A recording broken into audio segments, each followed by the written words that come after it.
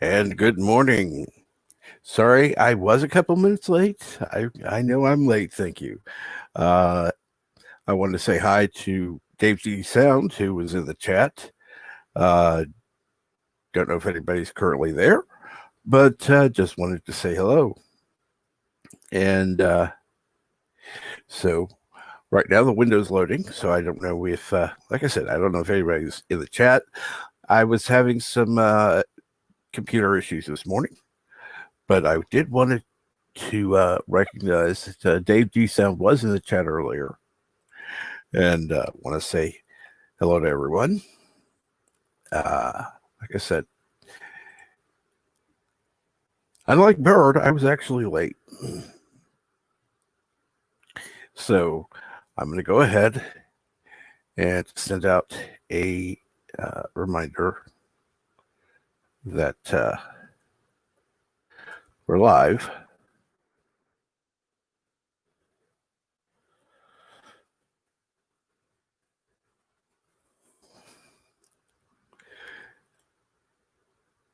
And then we're going to go from here.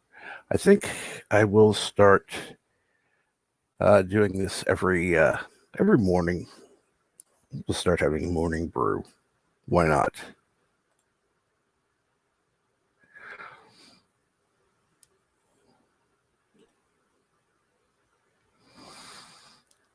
Then I will go ahead and I will post to a couple of Discords if I can,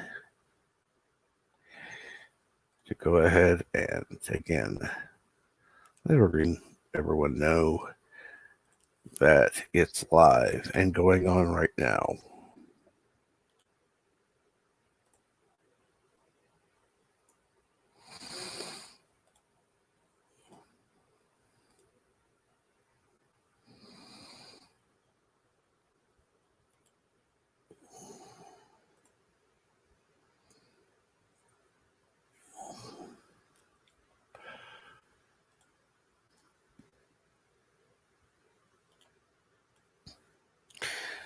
So, how's everyone doing this morning?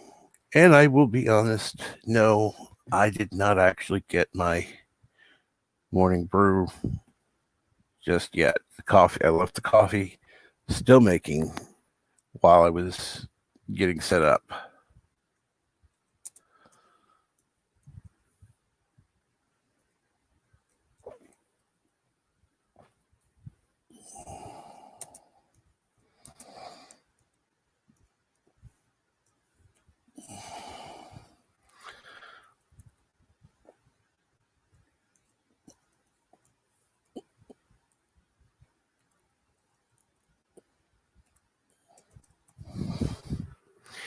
So let's see here if anything's going on in the chat. I got a couple of things going on, and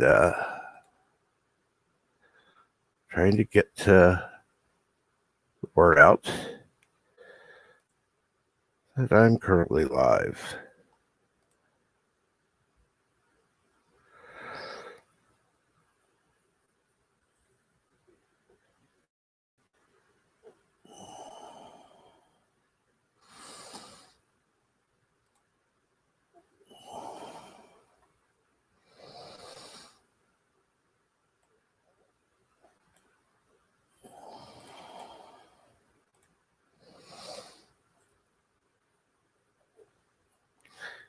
And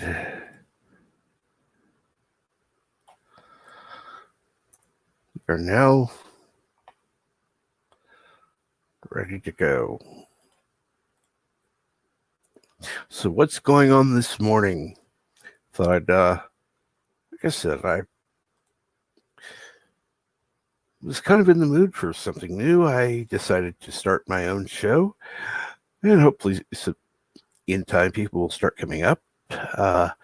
People want to participate in the show, and so I will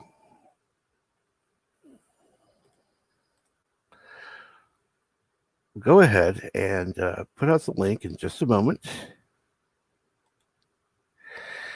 And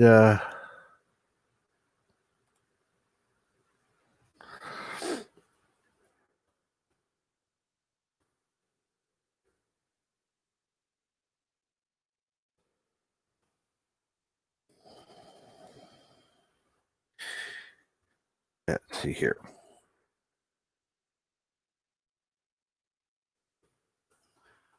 Go ahead and get the chat up. And I got the link ready to put out anytime. So while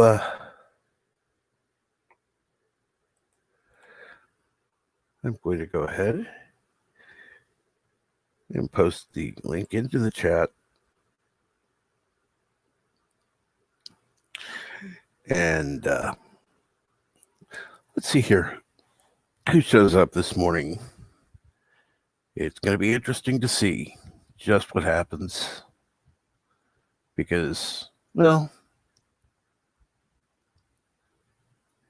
it's something new, something different.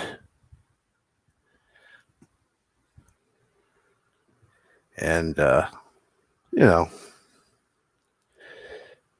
different is sometimes harder to get used to sometimes.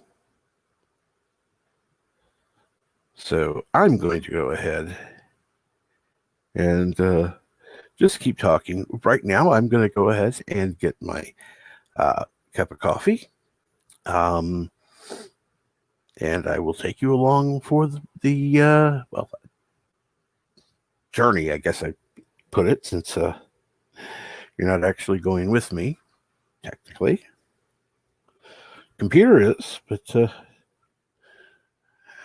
so okay. Let's see here. And I do want to make sure I keep an eye on the YouTube chat just in case, because sometimes it doesn't always show up in StreamYard. Like I said, I had this set up for a while, and I wanted to go ahead and get everything set up just so that I would have to. I actually wanted to do this to force myself to get on this morning, because there was some issues going on. So I thought, okay, if I have, well, I should say last night, some issues. And I thought, if I have to get on, if I set this up, then I kind of have to do it. So, in a way, it's kind of helpful. And again, I'd love to talk to anybody who wants to come on.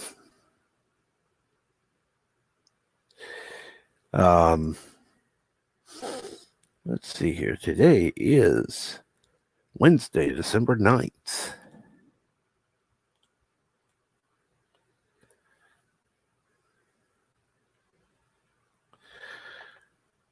Can you believe it's already in December?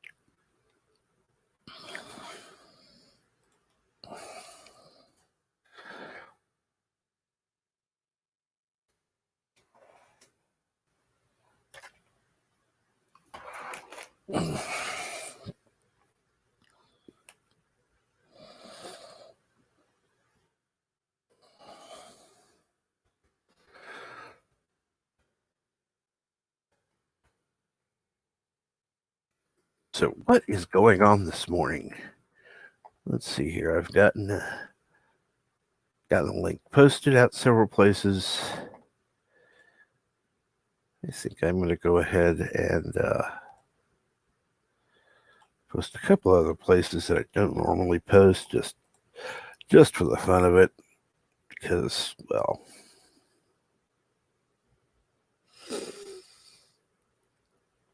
let's see here. Yeah, I'm gonna have to have a talk with somebody. Let's see here now. The Discord's kind of set up a little screwy, so I'm not sure where to post the live stream. So I'll skip it.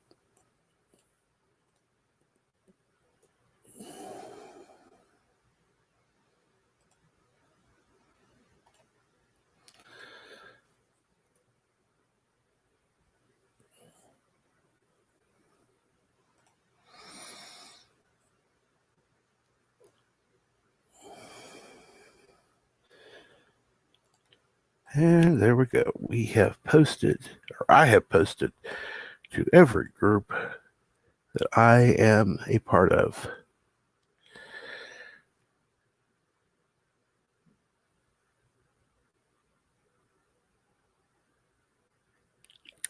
So what I'm going to do now is simply talk until somebody is on. And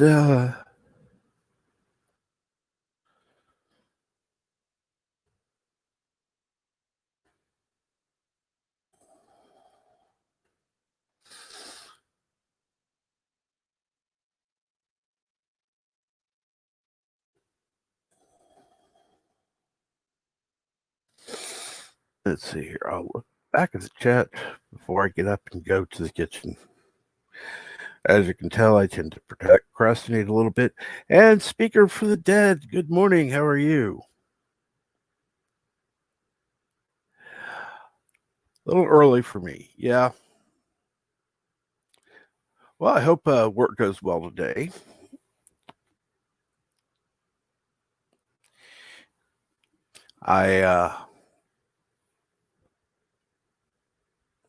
So were we lucky enough to actually catch you at home? This is one of the few times that actually, yeah, this is one of the few times that you've been on the channel. Because usually you're on the road.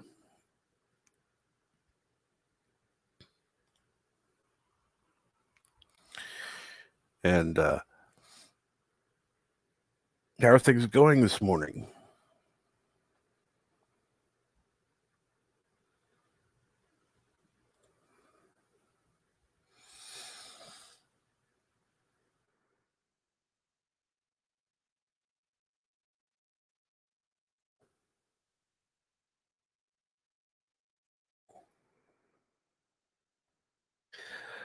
Driving through Missouri at the moment.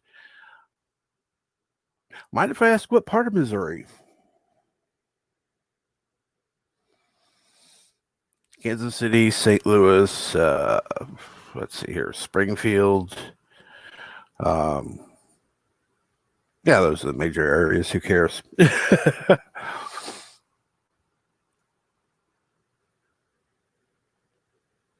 And Mando Merck, good morning. How are you this morning?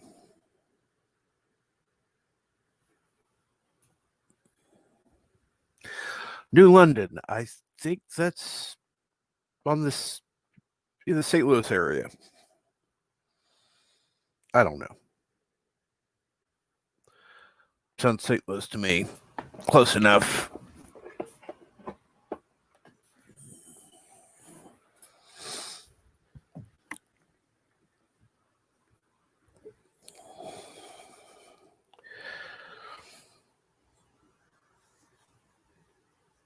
I've heard of the name before. Sounds closer to St. Louis than Kansas City. So,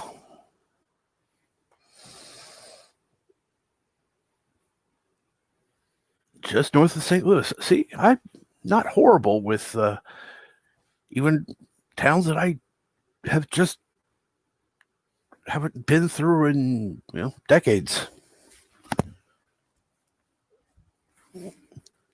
My dad's side of the family came from St. Louis. So yeah, it's just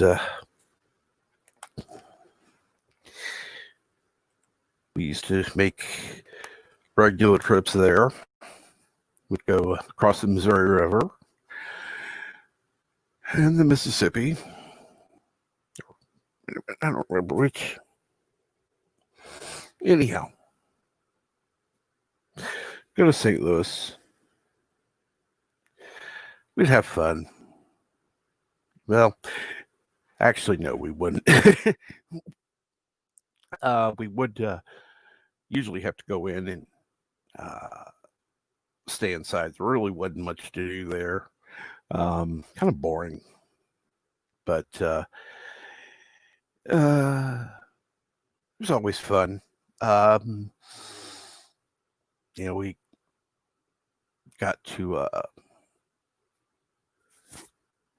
yeah, got to play outside in a different area. Of course, obviously being an older couple at the time, because of course back then, the funny thing is, looking back, they were probably closer to, uh, well, in the late 50s to the early 60s. Um, and my parents are in their 70s now.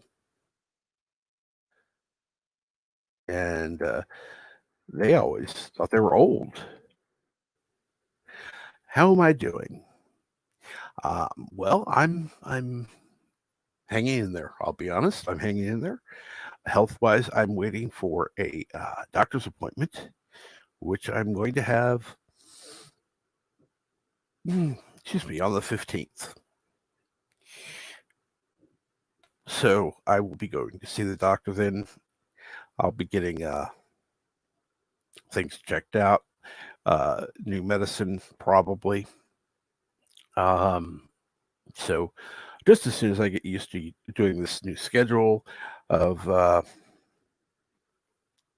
streaming every morning, I will probably have to start setting an alarm. That's one thing I've gotten used to is not setting the alarm. Because I wake up about the same time every morning. Um,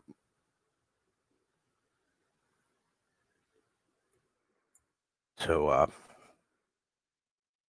one of the things that you know, I don't know why I started getting up about a little bit before 5 every morning, and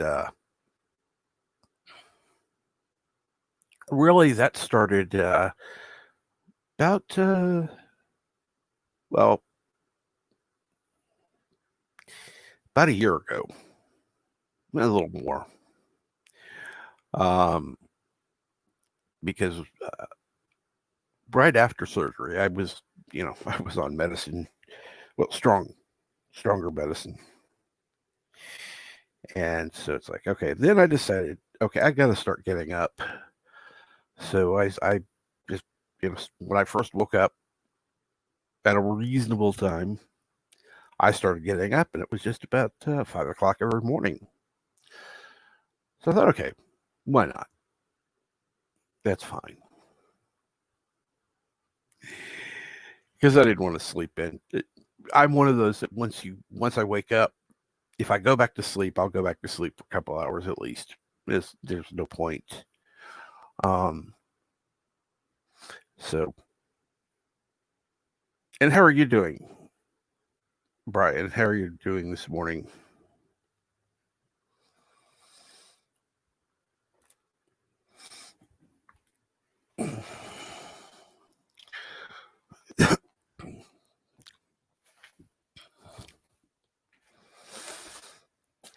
It's funny because there are not a lot of. I'm horrible with names. I'll just put it that way. If I don't, if I don't call you out by your name regularly, I don't remember it. So it's just one of those things that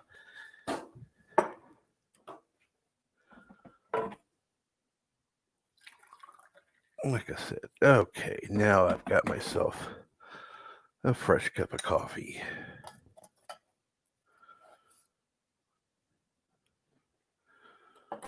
Because I can't start off a morning brew without coffee.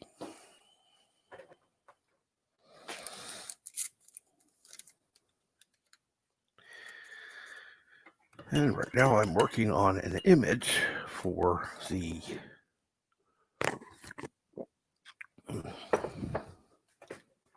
channel. And James Andrew Morrison, good morning.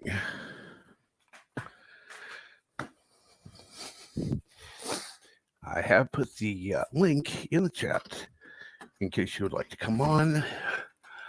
I have gone ahead and I'm going outside for a minute because right now it's not bad. That's what I like. And I know most people are going to say, why would you pick 5 a.m. to start a show? Well, to be honest, there are 2 reasons. Number 1, the kids aren't awake yet, which means it's not as loud. So I can get on the computer, I can talk, and there's just not really a lot to disturb me. And I don't have to worry about a lot of background noise. Secondly, yeah,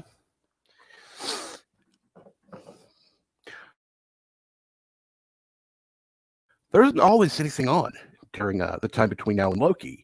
So, and I figure I'm going to end a little bit before Loki's show begins.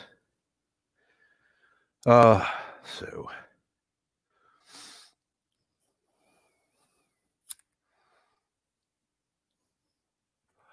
now, what I'm also hoping is that, like I said, this is basic nerd talk. See, I'm not an EU person. Uh,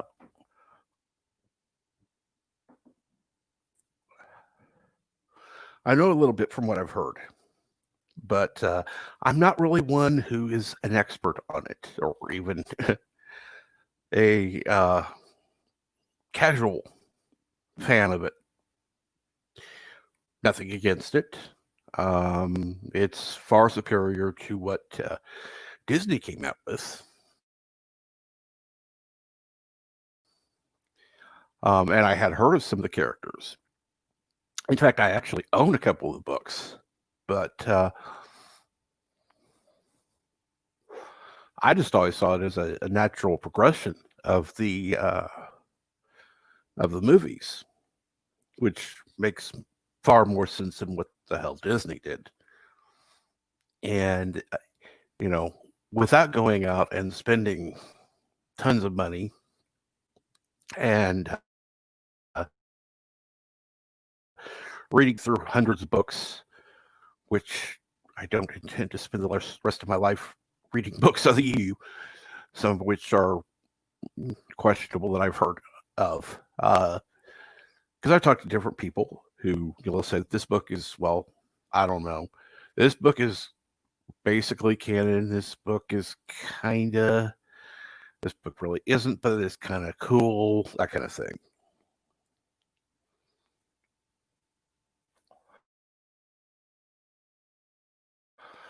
So eventually, I would like to have somebody on who can tell me, as somebody who is familiar with the EU, what all there is to it, why something is or should be, even though Disney has decanonized the EU. Yeah, fuck you, Disney. So, uh,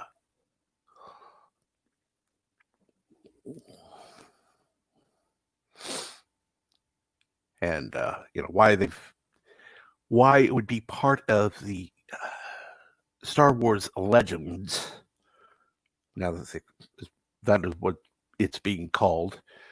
Um, that's something I hope is changed in the future, where Disney will actually, you know, pull its head out of its collective ass and realize that yeah, most of their fans don't give a shit about the new stuff.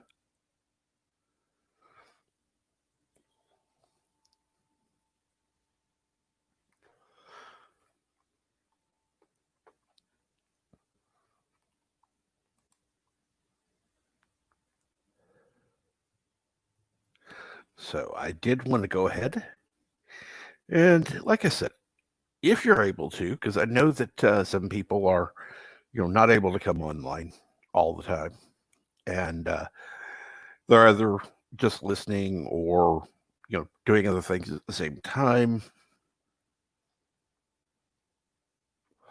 So if you're able to come on, am I liking the Mandalorian? Yes, I am actually. Um, uh, I did not see the last episode, so I'm going to have to put aside time and watch it. Um, had a lot of stuff going on. Like I said, I'm working on a new image for the morning brew. So,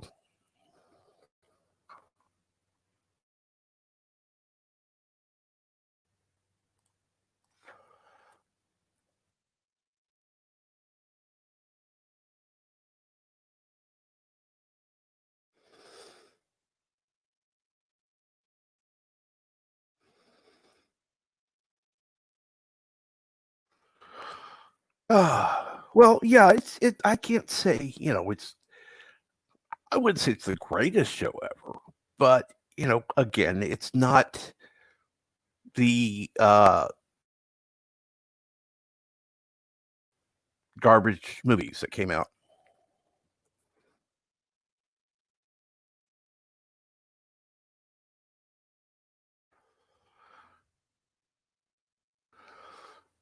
So I think really what they're trying to do is bridge the gap, trying to bring back the old fans while bringing in new fans as well.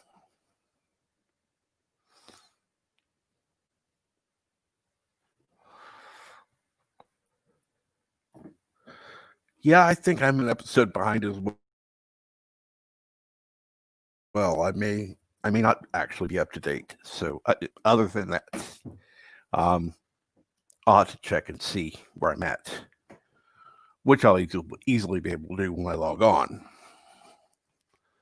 But like I said, things have been a little hectic, but I'm sure that's life. It gets to be hectic.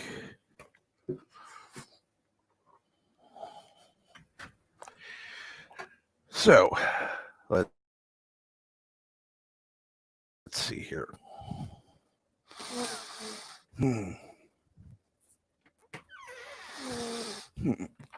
I wonder what would be.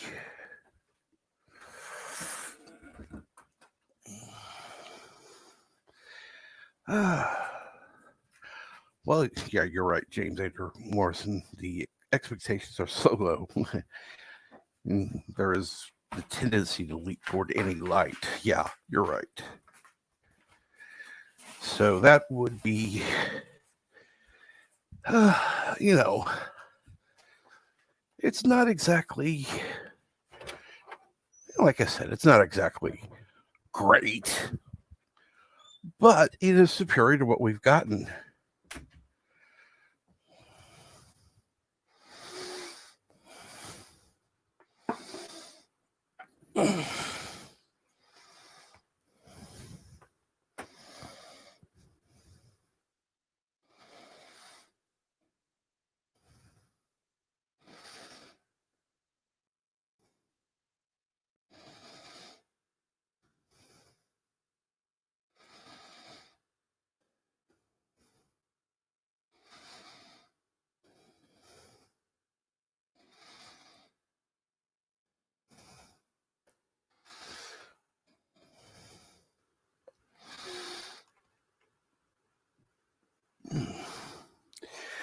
So let me ask this. What would you like to see from Star Wars going forward?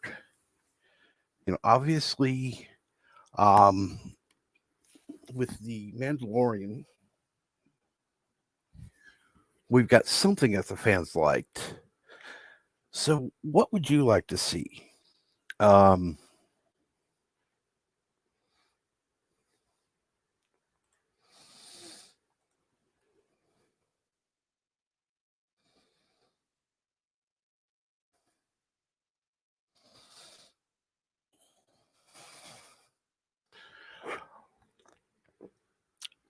and I've got a smart-ass friend of mine who happens to be from Russia talking to me. She is saying that she's thinking of taking up drinking vodka. Why? Because she's from Russia.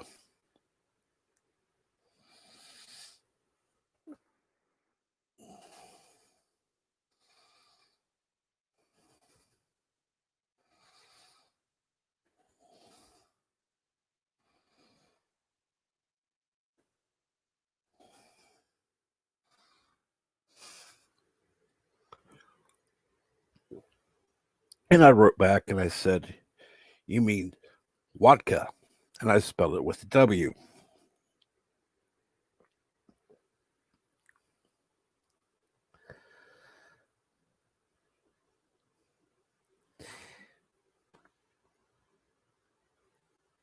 And of course, she's writing back her response. She tends to be, let's see here. Ah, that sounds more like an Asian stereotype. Chinese specific. Ah,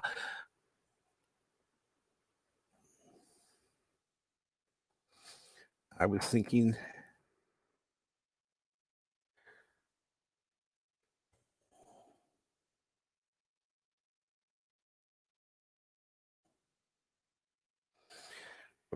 Chekhov is what I wrote back to her.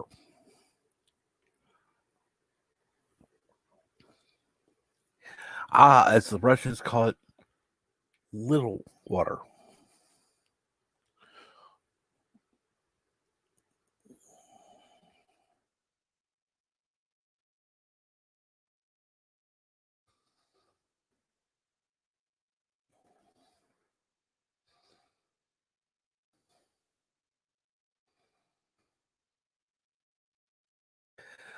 Oh, yes, and she's watching something uh, with President Trump on TV. And I will say she's currently living in Japan. And how the fuck do you know Russian? James Andrew Morrison. Oh, uh,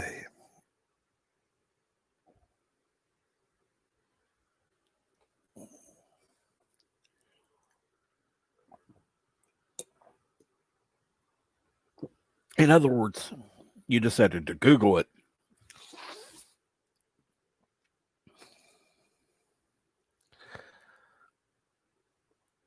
Oh, yes. And I do have to agree with her about something.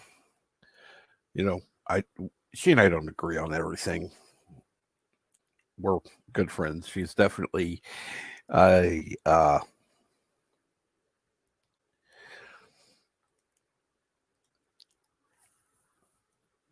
not a Trump supporter. Uh, and quite honestly, I for the things that she says, I can't exactly blame her. Living in Japan and having children in Japan, um, the Asian flu or the China virus, as it's been being called now, is rather insulting. And really, that is not only the president's fault, it's others that have kept it going as well. Um, because okay, it may have started in China, but it's now worldwide. So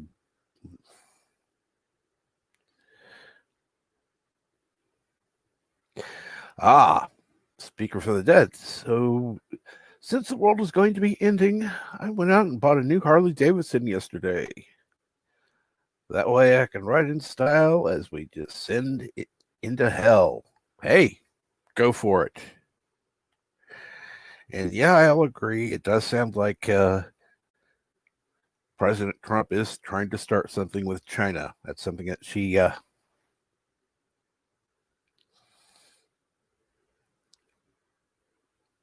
and James Andrew Morrison says, as a person, I don't like Trump, but given the choices and the good he's done, he's made a fine POTUS. And the problem is, from what I've seen, now there are people who either love Trump or hated him. Excuse me.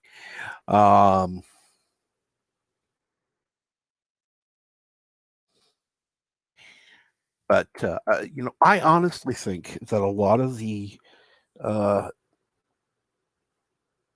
Biden supporters are either simply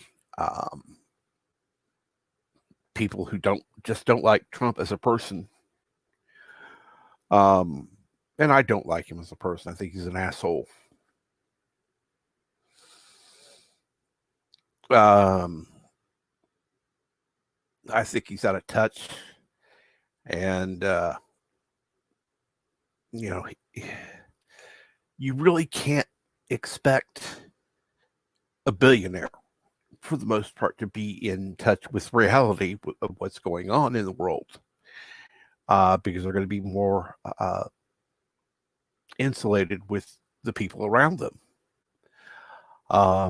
They can't get out in the world. So they're not going to have the same insights as somebody who isn't protected.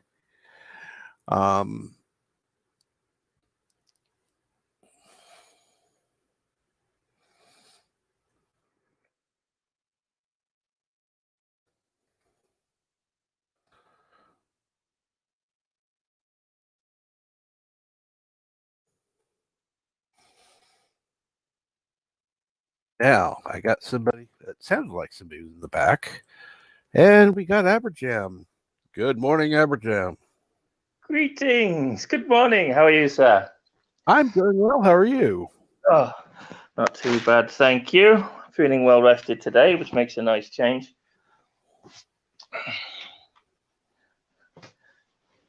Am I coming through clear enough? Absolutely. Okay, cool. So we're talking Trump this morning, huh? Well, it wasn't intentional. Huh? No. Yeah,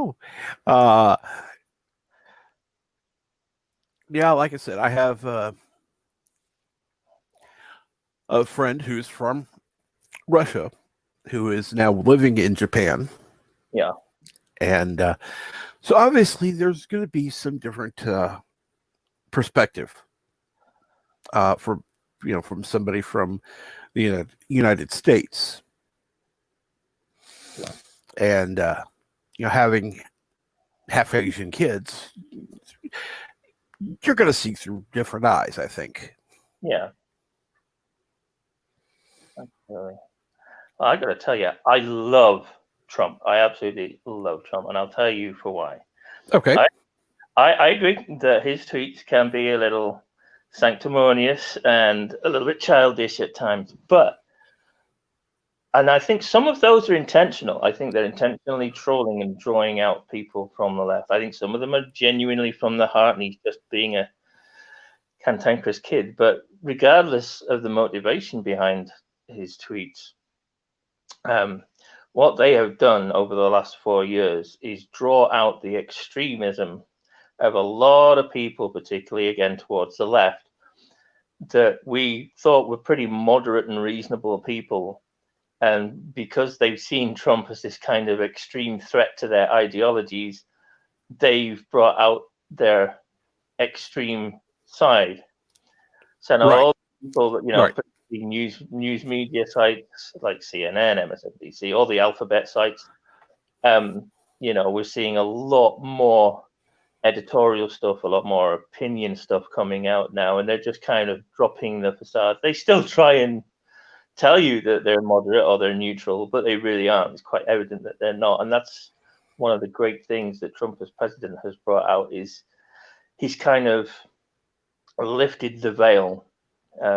There's some on the right as well that have had their veil lifted a little bit, but you generally find, culturally speaking, that those on the right do tend to be a little bit more moderate in their opinions and their behavior. I mean, there's always there's always extremes on both sides. Yes, extremes and there's always exceptions, but generally speaking, you'll find that those on the right are open to conversation, and those on the left, generally speaking, aren't. Again, there are exceptions. I've seen people on the left who are, open to conversation and pretty moderate and decent people.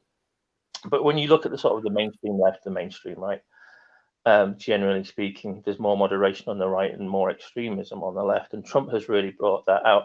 And he's just kind of, and I think a lot of it has been deliberate, not all of it. Some of it has been kind of like happy accidents. But he's brought out he's taken the veil off a lot of the cultural divide in our society. Again, coming from the left, they'll say that Trump has divided the country. He hasn't. One man cannot create a cultural divide between 350 million people. All he's done is shed light on it. Those people were already divided. They were just hiding it well, putting a facade on it. Mm-hmm. Even if you tell somebody to go out and do a thing, they still choose to do that thing based on what you say. It's still their choice at the end of the day. It's not like you're brainwashing them or putting a gun to their head to do it. They're still going, you know what this guy said to go out and do, I'm going to go out and do it because I agree with him. So you're still just agreeing with that person. So really, he's shed a light. His presidency has shed a light on a lot of the more hidden characteristics of people on the left and on the right. But again, for me, and I am biased, I am more conservative. I mean, on the political compass, I'm left-leaning libertarian. Mm-hmm. I'm libertarian politically and left-leaning economically. Right. It's only very slightly left of centre. So I'm more or less centrist. I thought I would come out conservative. I honestly did, but I'm fairly centrist in my political and ideological stances. But even so, I still think that the left is the one that has been really kind of polarized and had the light shed on it from this presidency. And I think it's done everyone a great service because it just means that people actually know now where they stand culturally, economically, socially with one another. And it's one thing I've always had contention with, not even speaking politics, just life in general. I've always had an issue with people putting on false airs and graces. I think sometimes it comes from a place of genuine kind of wanting not to upset people by being your true self with them because you think it might offend them. Right. But it does lead to this culture that we've seen explode where everyone's just hiding the truth of themselves under a carpet and then nobody actually really truly knows each other. And that's not good. So we now have this explosion where everything has to be hashed out over the next 4, 5, 6, 7, 8, 9, 10 years, whatever it ends up being. But we're dealing with the truth of each other. And eventually, when we do come to this reconciliation between left and right, it'll be an honest reconciliation as opposed to one based on false politeness and false image and stuff like that. And I do think there needs to be a certain amount. The problem is people have felt too free to, spout whatever comes to mind. There is no consideration given to what others might think, what others might feel before opening your big mouth type of thing. Mm. And I think that is true on both sides. I'm not going to say that's left or right or whatever. Um, I think that in general, people have they'll get on Twitter and they'll spout things that they would never tell it to anybody in person. I think that's good though. That's part of taking off the veil. I'm fairly absolutist when it comes to free speech, short of calling for harm. I'm completely pro speech, and part of that is with being religious. The moment free speech starts getting hampered, one of the first things to go is freedom of religion, and that's very important to me to be able to speak about my faith. I think you kind of got to be all or nothing. As I say, calling for harm, I think, should be a no-no. But short of that, I'm very liberal when it comes to people's freedom of speech. I do think on a personal basis, there are ways to speak the blunt truth without being a dick about it, without causing someone personal injury in terms of calling them names and stuff. You don't have to do that. But I think there is definitely place for letting people know the harsh reality of what they're dealing with or what their issue might be or whatever the case is. It's just a matter of being being a bit more sensitive about it. But I mean, right. if what somebody, I'm talking about is not people who are being blunt, but people who are being dicks. yeah, And yeah, I am opposed to that. It's like you can be blunt, you can be honest. You don't have to, whitewash everything, but you don't have to be insulting at the same time. I totally agree with that. Intentionally insulting. Yeah, I'm opposed to that too, but I wouldn't deny someone the freedom to be a dick. Exactly. But because again, that's part of taking off the veil. If someone is openly being a dick to you, you at least know they're a dick, and then you know to avoid them. Whereas if their intention is veiled, you can be hanging around them for years, and really they've just got this agenda of using or abusing you while calling you really pleasant things and appearing to be nice. So right. it at least gives you the awareness to avoid the people that really should be avoided, and to stick with the people that you can trust. So again, I agree with you that people shouldn't be dicks, but I think if someone is a dick, they should have the freedom to allow people to see it so that they can avoid the dicks. Agreed. I do think that, yeah, I agree. It has brought out the truth. There are people, and that's one thing, with the Hollywood elitists, again, people who aren't in touch with reality, coming out and saying what their belief is. It's like, oh my God, really? It's like, okay, let me put it to you this way. I'm left leaning. I'm a centrist. I'm left leaning centrist. Yeah. I've taken different political tests. That's what always comes out. I'm more toward being libertarian than anything else. Okay, but I look at the there's more of an extreme in my mind in the U.S. for the liberal side than there is for the conservative side. Vocally. I know that there are probably those who are individuals who are extreme right, but they're not the ones going out there making these speeches either. Yeah, I think a good distinction to draw, and I think it's kind of important. Well, it is for me at least. It's kind of important that we draw a distinction between liberal and left. Those that we refer to as liberal now really were the centrists of 10, 15 years ago. Right. Liberals tend to be reasonable, fairly reasonable and moderate people. Right. Those that are coming out from under the rocks and looting and rioting and screaming in your face, those generally are the leftists and the far leftists. But I think a good way of drawing a distinction between the extremism on the left, the extremism on the right, is look at the volume.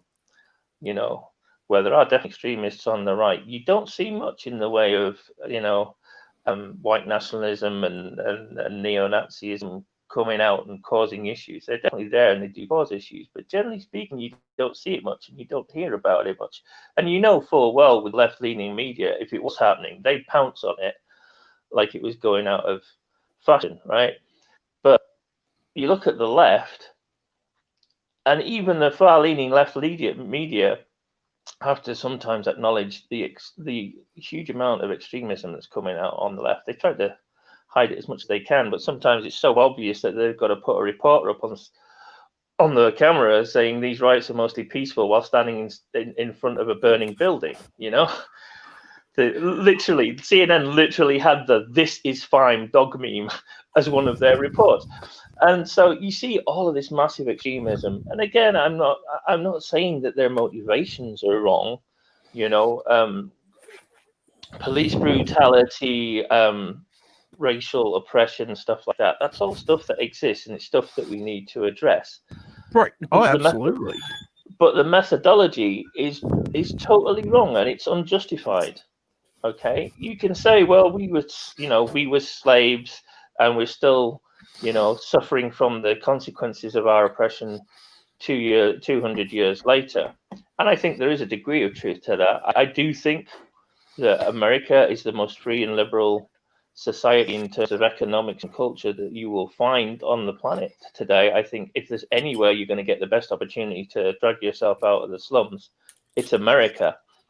But I do think that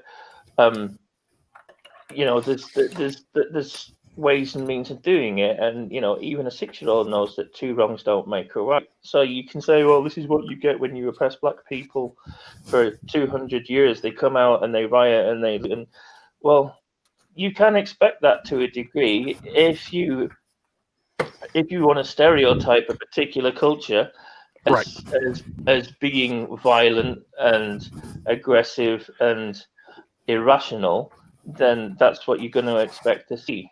But I think a lot of what we see, particularly with the recent BLM riots and stuff, is the extremists. It's just that there happens to be quite a lot of them, unfortunately. And there is a good representative proportion of white people out there as well. There's quite a few videos of white folks out trashing black neighborhoods going, free the blacks, and there's a black store owners going, what are you doing? Get away! And the white folks, and they're nearly always middle class or upper class, well off or rich white folks going, we're here to help you. You're not helping, you're destroying my shit. So it's a mixture. It's not just black folks or Hispanic folks, whatever. There's a good proportion of pious white folks out there doing it as well. But ideologically speaking, politically speaking, it's coming from the left. And that's where you see that kind of cultural divide of extremism. There is extremism on the right, but it's nowhere near as rampant and unfettered as it is on the left. And a lot of that has to do with our cultural education. It's a lot to do with generational parenting and particularly. I mean, it's not a particularly well hidden secret that the vast majority of colleges and universities in America are very liberal. They're all pushing this kind of gender identity politics and equity rather than equality. They never stated it as equity, but now they're even starting to take that facade off and start calling it what it is, which is equity rather than equality, which basically means you're forcing an equal outcome. So, under the guise of saying it's really great that all men are treated equal, black, white, yellow, green, purple, blue, what you're actually doing is trying to force, ethnic minorities in positions that they don't necessarily want, just so that you've got an equal number of blacks, Asians, Hispanics, and whites all doing the same job. Right. And that's not freedom. That's not liberty. That's forced equality, and that's authoritarianism. So it's all very well saying we want equity for all races. Well, let me ask you something. Quite honestly, See, one thing I am, how do I say this? Every application, whether you submit a resume or simply go into a business and fill out an application, they use a racial term. Whether you're Yes. Caucasian, African American, blah blah blah. Um, and I am quite honestly opposed to that because I don't think that here in America today, a white male starts with a distinct disadvantage because he's white and male. Yeah. Now, for a long time, and I mean a long time, the opposite was true. I was against that as well. Right. It's like, why can't a woman do this? Because she's perfectly able. Why can't a black man do this? Because he's perfectly able. I I think it should be racially blind. Let's forget about ethnic origin and just simply hire the best qualified person. Right.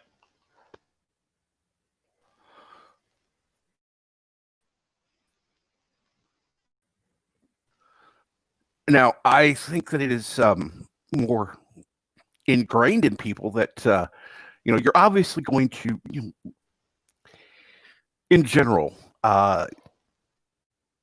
figure out a gender based on the name. There aren't a lot of women named Michael. Hey, Guider. Hey, sci-fi guy. How's my day going? It's going pretty well, actually. What about you? Yeah. You have Michael Burns, season of the universe. And yeah,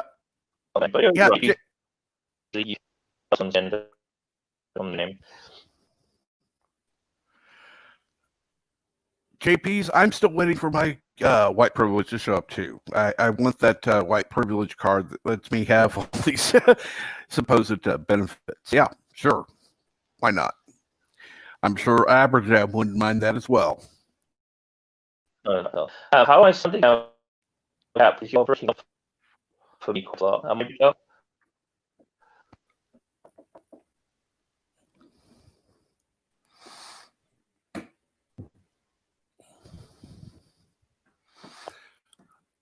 And let's see here. Unfortunately, we're having some issues with Aberjam, which surprisingly, he's lasted quite a while.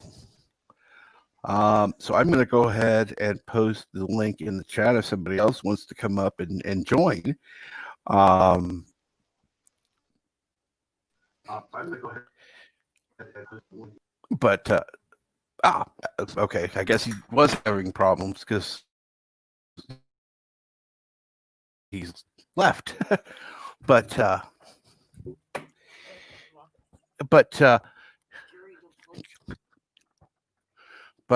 no. Nothing is nothing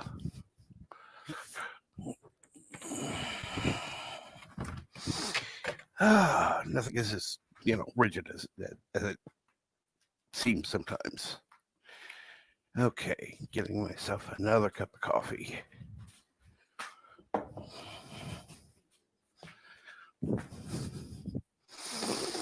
Oh. Again, you can't have the morning brew without coffee. At least not for me. I'm not one of the beer drinkers, so that's not the morning brew I'm going to choose. And let's see here. Let me get back to the chat. I know I've missed some while talking to Aberjam. Because part of it is I knew I had to take advantage while he was still able to talk. Because it'll go to let's see here. And of course, I have to refresh my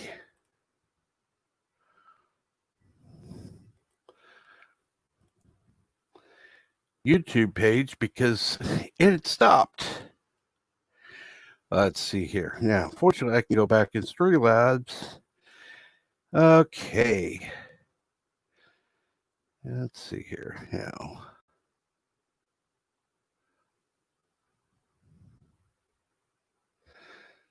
Yeah.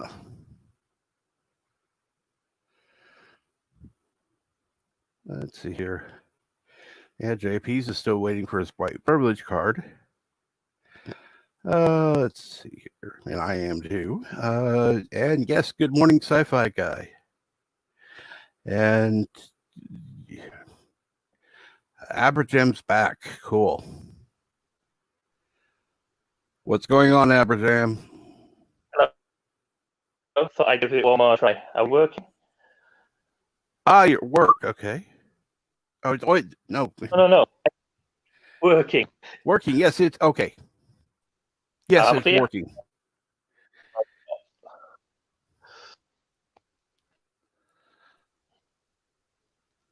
Well, JP's would love to come up, but his wife just went to bed.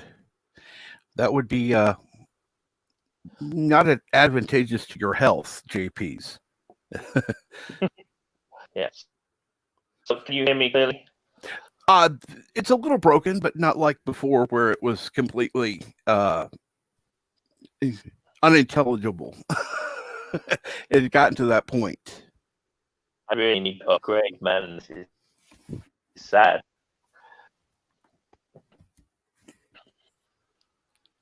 Well, eventually you'll do that. Eventually. But if it gets to the point where you can't understand, you just tell me. I'll down.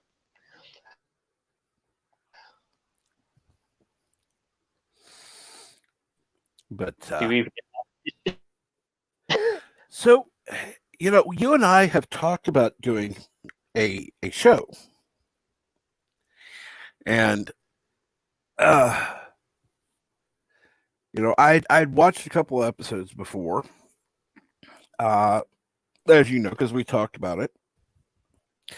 Unfortunately, when my because I was getting ready to release the first one, I thought, okay, I'll go ahead and release stuff in December.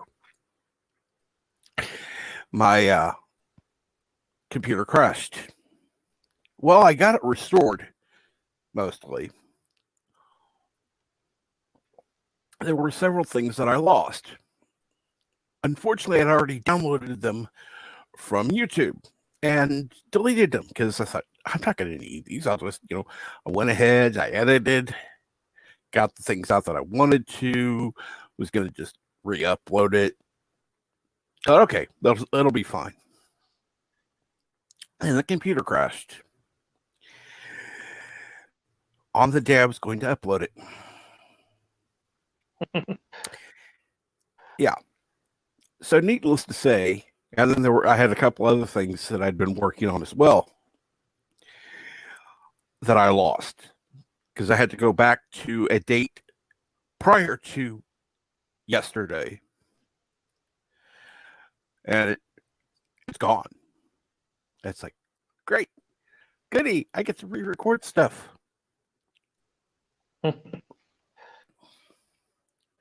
Well, now you always keep a backup, right? Oh yeah. Of course. Yeah. One of the problems is that what we were watching was on Netflix. I don't have Netflix anymore. Yeah. That's going to be a problem. Yeah. No kidding. Now, I'm sure that there are ways that I could find it, but, I prefer to stick to legitimate ways of watching it. Fair enough.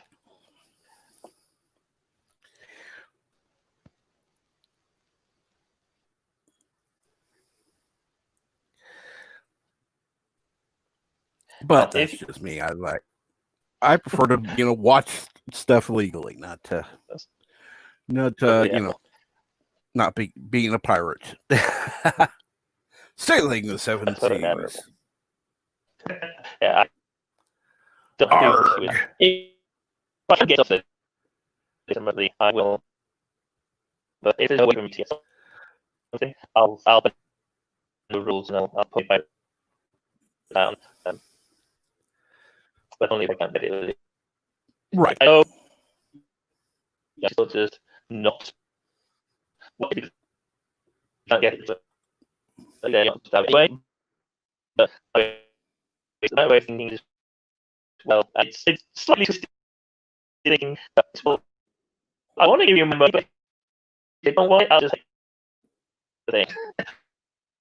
You know, even if it's a physical product, I don't steal stuff that people don't sell me. We come to this media. Quite some ago. What you want to, tell you the But no, I let's see here. Let's go back to the chat.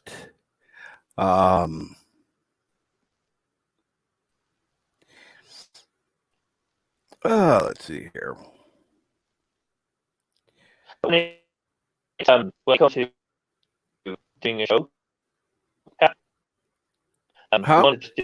No, I can't. I can't. Yeah, I'm having a problem. Yeah. I can't make out anything you're saying either, Abjam. JP's is saying that he can't make it out. We're having some problems, so I think I'll go back to just talking.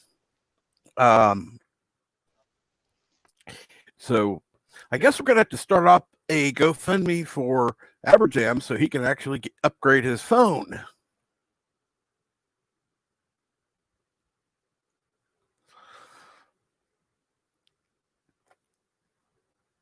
Because,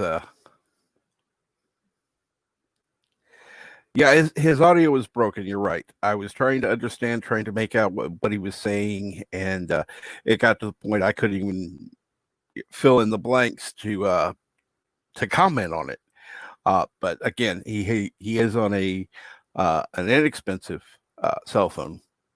Not exactly cheap, but not not free either. But depending on where you are, cell phones do tend to cut out. I was listening to I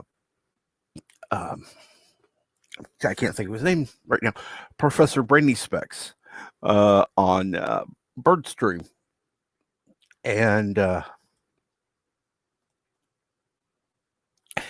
he had stepped outside because he was at work, and he had stepped outside to make a phone call or to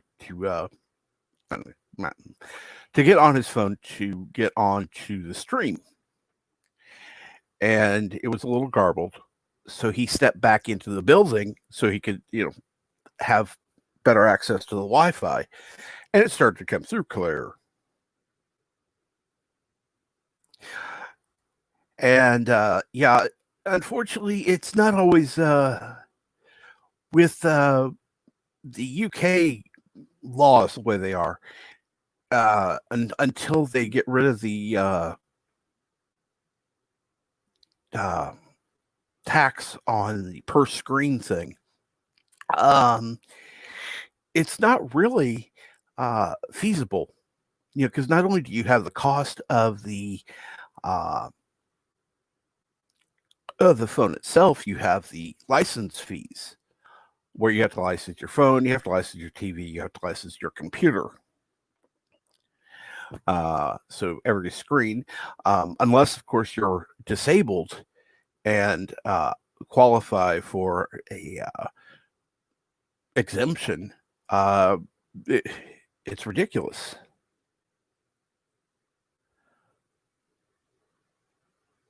And yes, the okay, Aberjam. I was trying to say if you still want to do regular chat on the show, we can still hook up at least once a week. Oh, and I would absolutely love that. Um, we can talk whenever you want.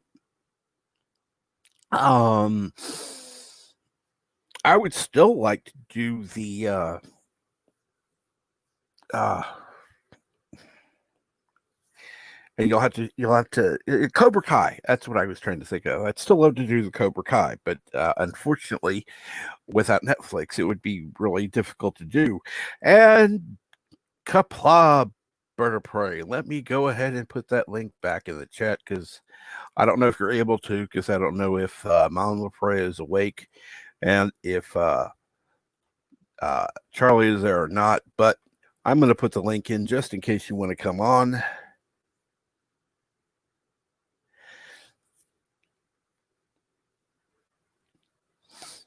So,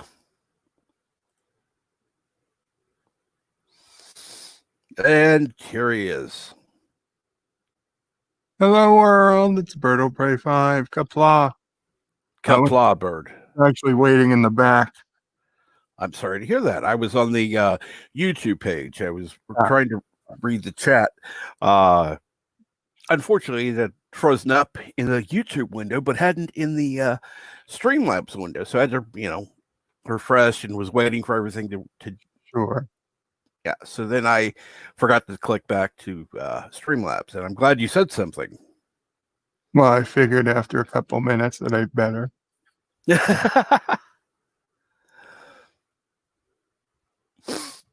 Excuse me. So what you up to, Captain? Oh, not too much. I saw when I first woke up that you and Aberjam were talking. I listened for about a minute, then I had to go puke a little. Well, not puke, but still not feeling the best. But you don't sound like yourself, well, quite honestly. No. Also, I'm not sure how the microphone's working because Sassy pulled it over last night. The microphone and everything fell to the floor. As Sassy was running around like crazy because she thought she was going to get food. And she clipped the wire and it pulled it all down. Ow. She ran because there was a loud noise. She was rambunctious last night. Oh. Maybe she's going through a second puppy stage. Oh, I hope not. Maybe Charlie's baby hormones have rubbed off on her and she's regressing to a puppy. She's like, I need more attention. Oh, absolutely. Absolutely. Of course she loves attention. So how is Charlie, by the way? I'm assuming he's at home. Yeah. They called yesterday. Everything's okay. I'm assuming everything's still okay this morning. Oh, I'm sure. I'm sure things are good. He's probably, causing trouble in training to take over as dictator of Kuroga. I'm sure. Yeah. I'm sure. Apply Aberjam, Sci-Fi Guy, JP's. What you need is a bacon sandwich and fresh OJ, protein and calcium for your immune system, and grease up your stomach.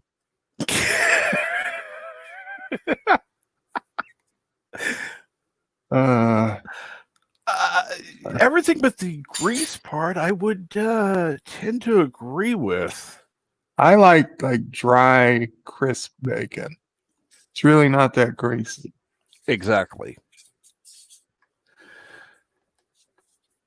Now, I don't. I like mine not quite as crispy, but definitely not underdone. I have a friend who likes sort of stuff like you could dry this stuff out. It could almost be like jerky. She'd love it. I think, yeah, as long as it's like thin, dry, crispy bacon.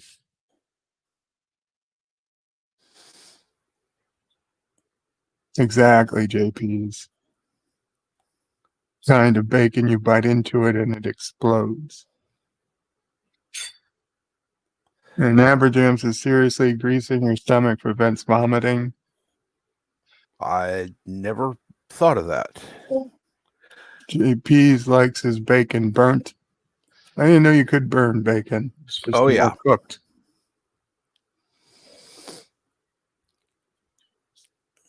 I've seen some that, you basically have to very carefully hold because it would fall apart in your hand. That's how done it was. Okay, James Edgar Morrison in the UK in the 70s and 80s, there were a series of safety adverts called Charlie Says about a boy whose cat, Charlie, taught him about safety. I didn't know that. And James, you may have to come up with some links to some stuff and with that, I think I'm going to have to add you as a moderator so you can actually add those links to the chat. That way people can check it out because not everybody's from the UK and not everybody's heard of him. No, like we used to have Smokey the Bear. Oh, yeah.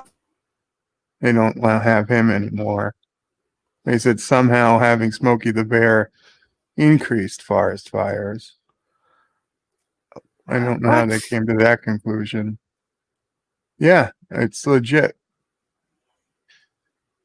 That is the stupidest thing I've heard. What about what was his name?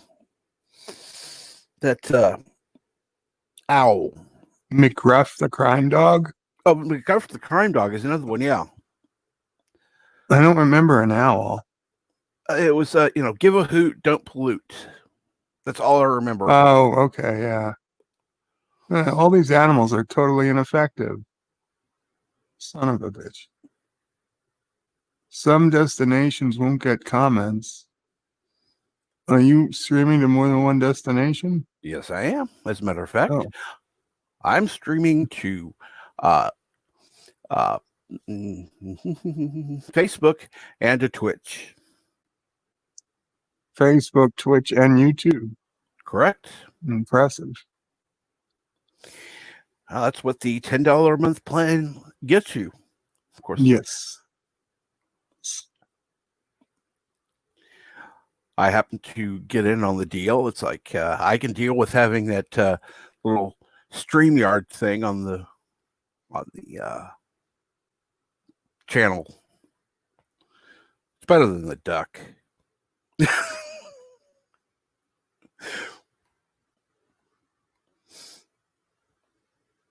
Not only that, I have 2 emblems on the channel now. Both my original one, which also you can also click on to subscribe, and the newest one.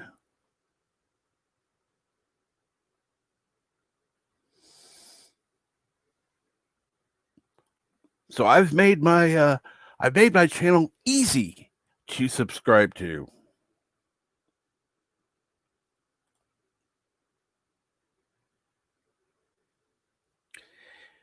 So how is Mamo Prayer this morning? I know you had to mute Bird, but I'll just wait until you can answer that question. Until she's then, up. She's okay. Oh, that's good. Is she feeling well? As usual, more worried about me, probably. Of course. And how you feeling, Ma? You okay? How you feeling? She's good. She's having coffee. And we have a humidifier going because it's cold. The air is dry now. And it's in between us. And it's a little loud, so it's hard for her to hear me. Ah, okay. She's on high because it got very dry overnight. At 47 Yorktown, no, it's not 2 streams, it's 3. So I'm even superior to a Discovery Klingon.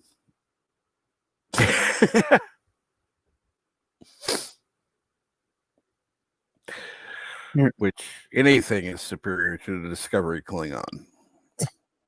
Here's an article if you want to see it. I shared the screen. Let me get that in. And let's go with... What was Smokey the Bear wrong? How a beloved character may have helped fuel catastrophic fires. That is completely insane. He says, first off, let's ditch the. What are you talking about? It's Smokey Bear. Oh, the name of the bear is Smokey Bear. Right. The definitive article only got shortened in 1952 when his fame was snowballing. A pair of songwriters penned Smokey's his own anthem. They jammed the into his name for the song's rhythm. Second, no, he only gets his job because Bambi was contractually unavailable. Had Walt Disney been a little more open about loaning out his prancing cartoon deer for government work, Americans may never have heard of Smokey Bear or his famous catchphrase, only you can prevent forest fires. But Bambi had merchandising to hawk at the Magic Kingdom, so Smokey became the face of American forestry. And I think it's a much better animal to have a bear than absolutely, I Bambi agree. I think they made I think we got lucky there. True. This month, Smokey is popping champagne bottles in celebration of 74th birthday. But the milestone comes as the bear's legacy is sunk in doubt. Right now, 110 wildfires. I don't know when this was written. Blah, blah, blah, blah, blah. Current damage. Okay, well, let's get to the point. So as America burns, where is Smokey the Bear? The recent fires actually highlight ongoing debate among ecologists about whether Smokey should shoulder some responsibility. Shoulder responsibility? He's for the flames now regularly sweeping across natural lands. For much of the last century, Smokey has been the pitchman in the federal government's aggressive wildfire suppression policy. No. Smokey told you to be careful not to start wildfires. Yeah. He didn't tell the government not to do natural burn, not to let things burn or not to do controlled burns. Yeah. He told you not to leave your campfires burning and not to throw cigarettes out the window, while you're driving in dry land. Yeah. Dry bullshit. I mean, only you can prevent forest fires. I didn't say anything about government. Exactly. Only you can prevent forest fires. This was a message for the kids. This was, the kids went out and adults. I mean, plenty of adults start fires, their campfires, and then they're just like, oh, I'm going to walk off here and forget that I had a fucking fire going and don't care. Well, that's the thing, probably after having many adult substances. Exactly. But, when you have kids along going, let's say a family camp out, the kids would say, oh, Dad, Smokey says whatever. Only you can prevent forest fires, and we got to put out the campfire. Oh, okay. So you dump a little extra dirt, a little water on there to make sure that the fire's out. Well, yeah, that's exactly what it was intended to do. And no, it wasn't against the government doing controlled burns. I'm sorry, only an idiot would think this. Before the war, World War II, fire policy was a topic of regular debate. Stop fires or allowed controlled burns among foresters in the West and Southwest. But after the Japanese attack on Pearl Harbor in December 1941, forestry suddenly became a national security concern. So why don't we blame the Japanese instead of poor Smokey? I'm just saying we shouldn't be blaming either at this point, but it's just as ridiculous. According to federal government, in the spring of 1942, Japanese submarines popped up along the west coast and began shelling Santa Barbara, California. The enemy fire landed dangerously close to Los Padres National Forest, igniting concerns among officials that a few well-placed enemy bombs could spark catastrophic fires along the Pacific coast. The fear was compounded because most of the men who usually fought forest fires were overseas. The government decided to launch a public campaign promoting hypervigilance among citizens to prevent wildfires. The early campaign, run by Cooperative Forest Prevention, couched prevention in terms of the war effort. Posters warned our carelessness is their secret weapon. Dun, dun, dun. And forest fires aid the enemy. If you start a fire, oh shit, right? If you start a fire, you're a bad German.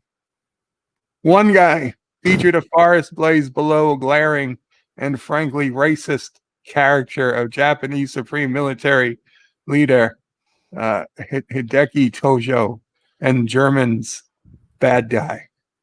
Yeah, you know, they were watching. That's what the Japanese and the Germans wanted. They were waiting for the western part of the United States to just burn. They were going to burn all the forests. Another popular poster from the early effort leveraged anthropomorphic cuteness, tapping Disney's Bambi. Please, mister, don't be careless, for a 1944 campaign. But Walt Disney only licensed his cartoon for a year. Because Walt was a secret bad guy.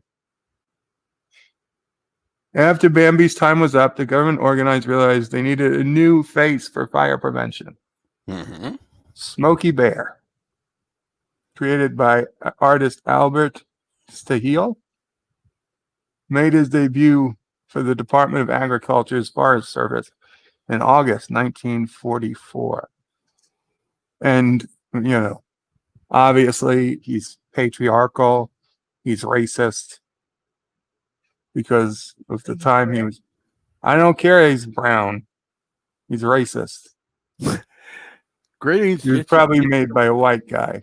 Yeah, exactly. The first poster showed Smokey decked out in trademark wide trim park ranger hat, pants, and standing on two legs, pouring a bucket of water over a campfire. Smokey says, chair will prevent 9 out of 10 woods fires. Mm-hmm. You see, look, they're even honest. They're not saying you're going to prevent all forest fires. Yeah. Just a lot of forest fires. By 1947, Smokey's tagline was updated. Remember, only you can prevent forest fires. And he was soon splashed amongst posters, parks, buses, roadsides, and television and radio spots. Well, and because obviously, we can't control nature. A the hell you can't. A lightning strike is going to cause a forest fire eventually. Oh, really? So you have a way of controlling lightning?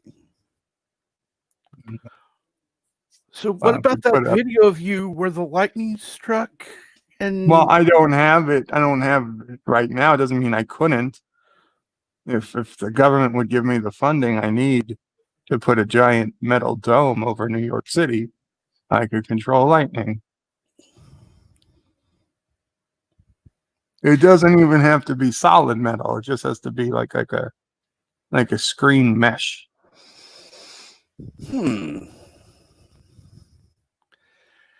That would be a large dome, wouldn't it? Doesn't just. I didn't say it would be cheap. Just saying it would be possible. Would that not have environmental impact? I didn't. Well, yes. Controlling nature, of course, is going to have an environmental impact. That's the cost of controlling nature. In fact, it's a benefit. It's a benefit. It's not. The impact is good. Not every impact is bad.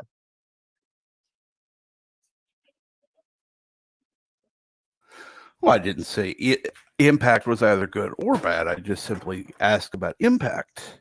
Of course, but you see, when people say impact, there's a negative connotation. it's already present. Like people think, oh, it's going to have an impact on the environment, and like, oh, that's not good. But you never think to ask, well, maybe the impact is positive, right? Maybe it's going to create a new, place for life to, like when a ship sinks. Does it have an impact on the environment? Yes, but it becomes a reef, an artificial reef, and it fosters life and then new places for fish and little sea creatures to live. And yeah, maybe there's some fuel that leaks into the environment, and oil that kills other fish. But for the ones that are there, it's their home.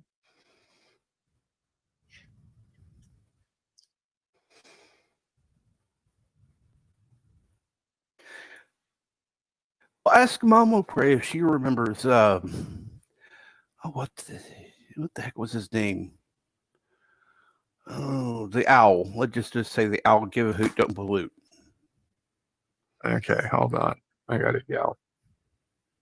Mom, do you remember the give a hoot, don't pollute owl? Yeah. Do you remember a name or anything for the owl? No, she remembers the owl. She doesn't know her name. I'm sure I could Google it.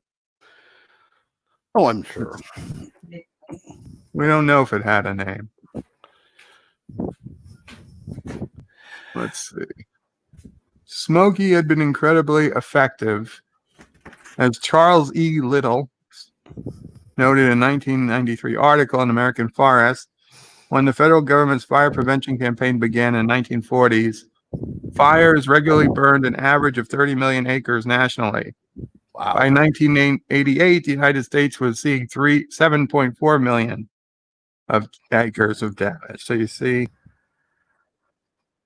but that success had the problem, according to some scientists. The original Smoky message forested the idea that all fires are bad, and prevention critics argue. In reality, fires are a natural part of the ecosystem, regularly clearing out old growth. Yes, well, that's what happens then if you build a bunch of houses next to the forest. You have a problem. Yeah. Smokey the Bear says only you Hootie can prevent forest McPherson fires. is what JP. Yeah. Let's change that last part. Smokey the Bear says only you can prevent earthquakes. Or how about only you can prevent tornadoes? Except no one thinks that. Well, because they're not idiots. Well, some people are. The result is more forest land packed with potential fuel when fires do strike. Most experts now feel that controlled burns of forests are the most effective way to clear land and help the health of wildlife. A 2007 paper titled "Be Careful What You Wish For: The Legacy of Smokey Bear."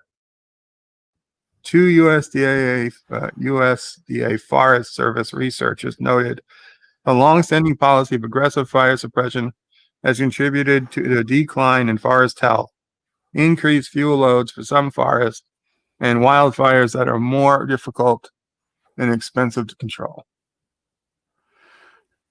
I'm sorry. In no way. I'm sorry. No way. Any reasonable person would say this is about controlled burn.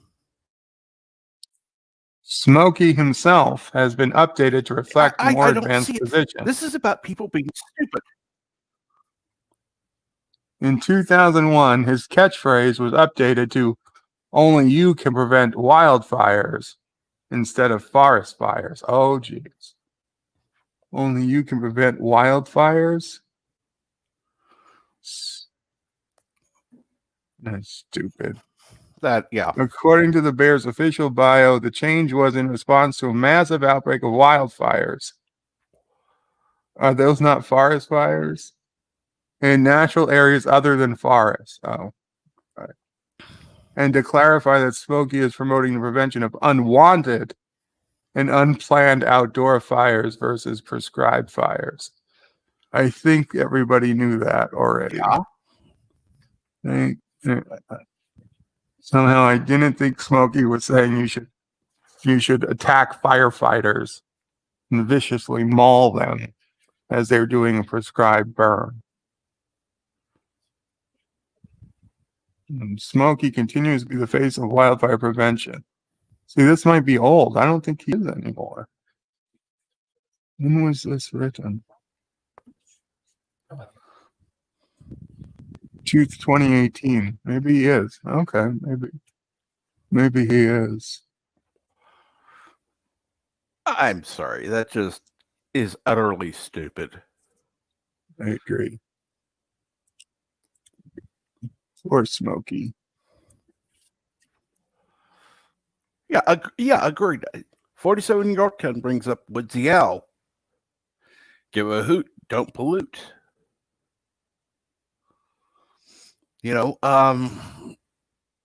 Again, that would go along with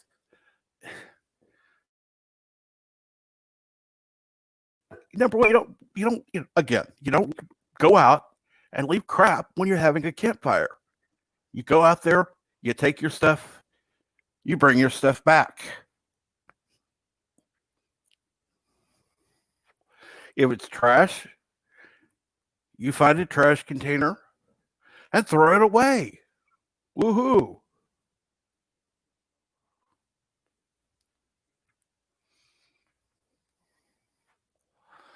Most national parks will have trash and recycle bins now. So not only can you get rid of the trash, you can recycle what can be recycled. Well, I don't know how long they'll have trash cans.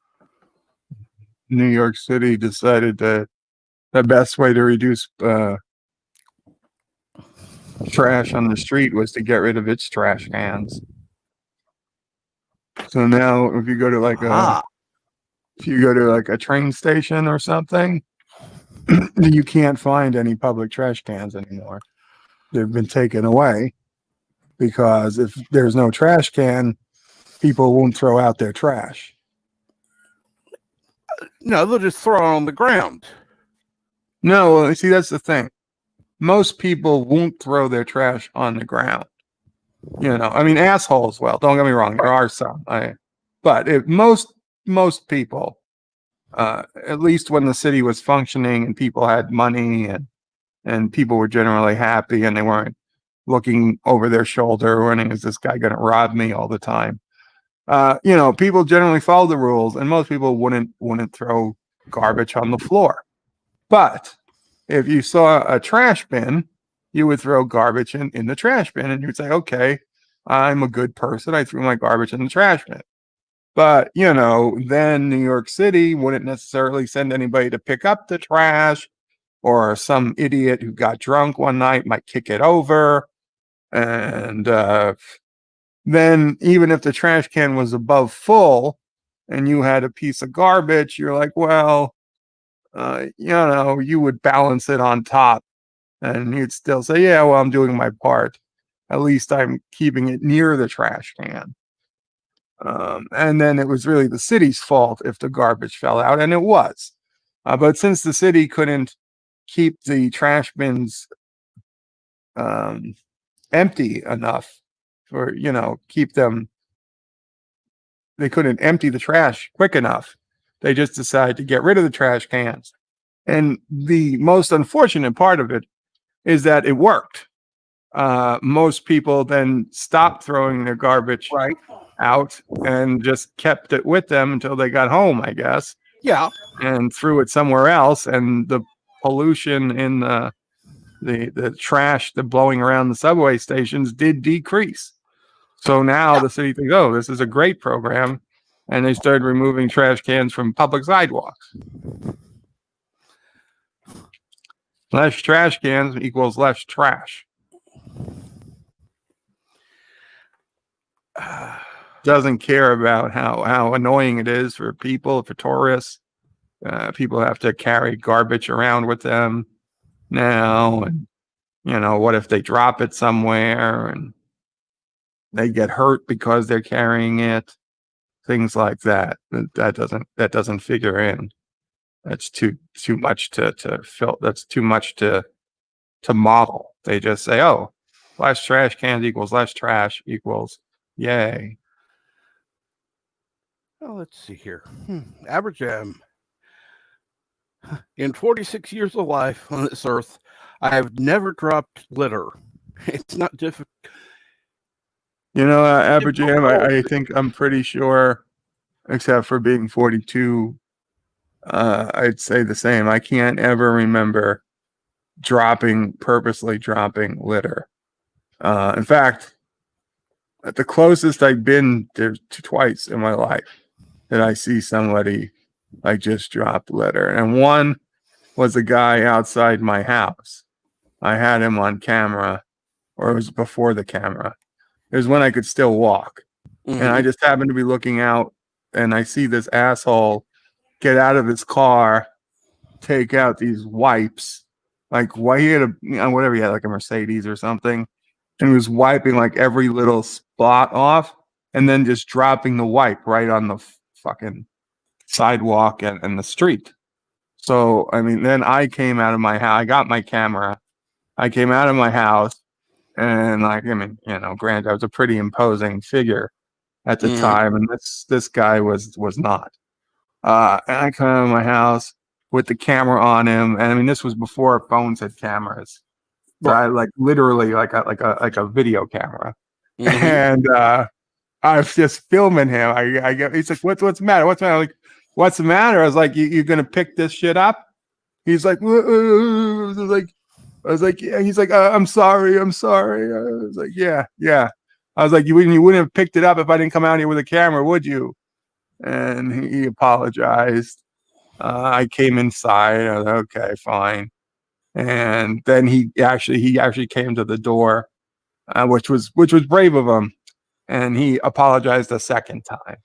And so I didn't digitalize the image and put it up on the internet at the time.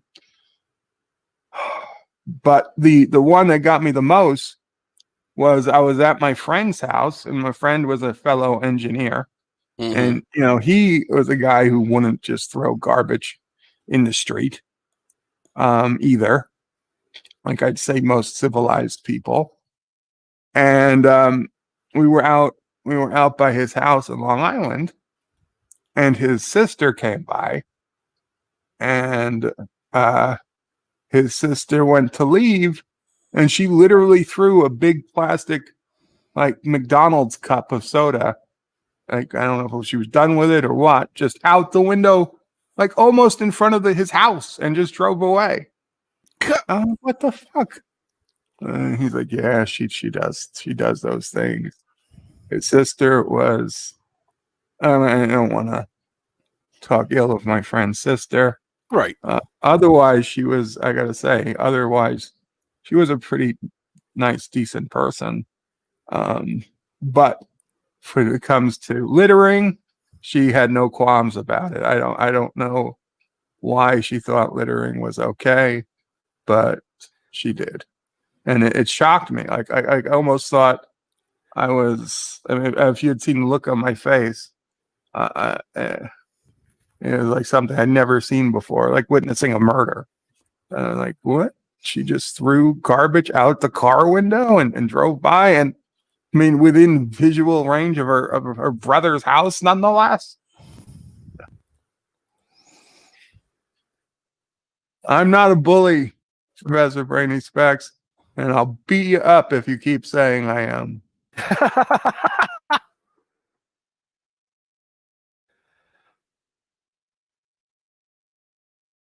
Why are you hitting yourself, Professor? Why are you hitting yourself?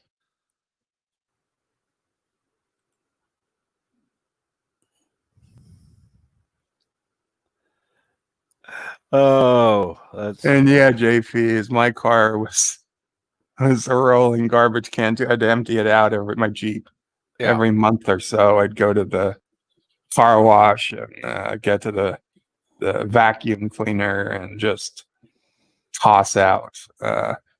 Oh my God, the gas station. I I had filled up quite a number of trash cans at gas stations or fast food parking lots because of all the trash I had left in my car because I wasn't going to throw it out the window.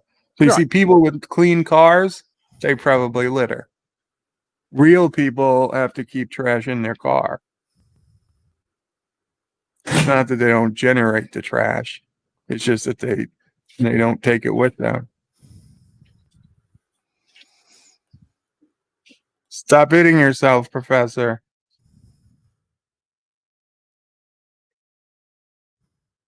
It takes anywhere between 18 months to 10 years for a cigarette butt to degrade, says Aberjan.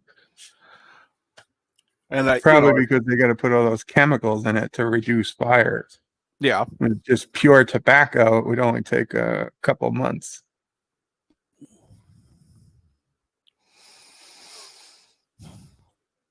And I would, at this time, I'm going to start wrapping things up. I know some people would like to go over to Loki's, so I'm going to go ahead and put the link out in the stream just to let people know.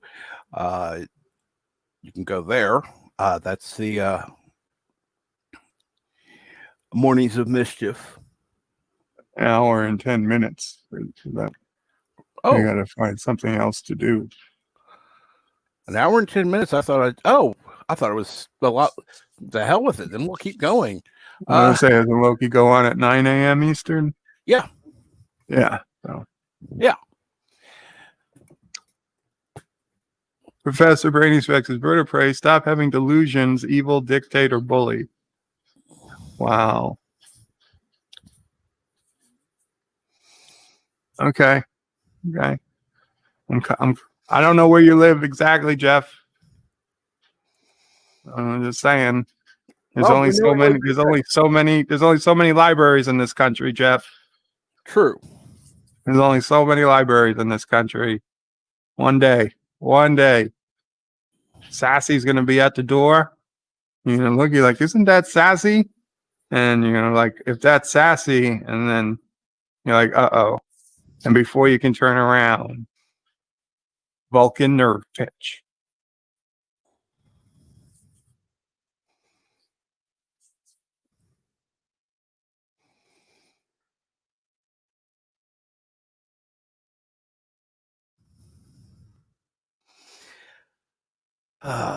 Let's see here.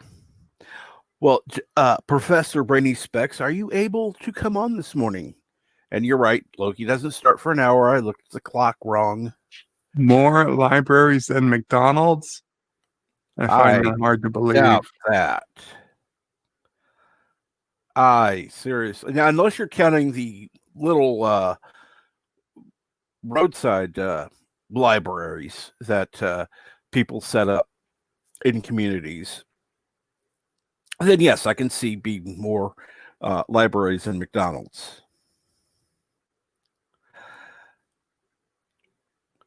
Now, Professor, I will remind you that Klingons do have superior strength like Vulcans. Google says 116,000 libraries in the United States, which I do believe would surpass McDonald's. I don't know. Hold on. Alexa, how many McDonald's are there in the United States?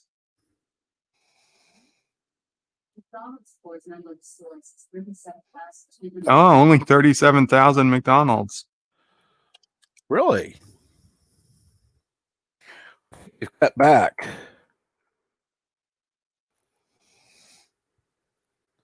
Because there were what I want to know is where are all these libraries? I can think of 3 McDonald's and only 2 library locations within walking distance if I could walk.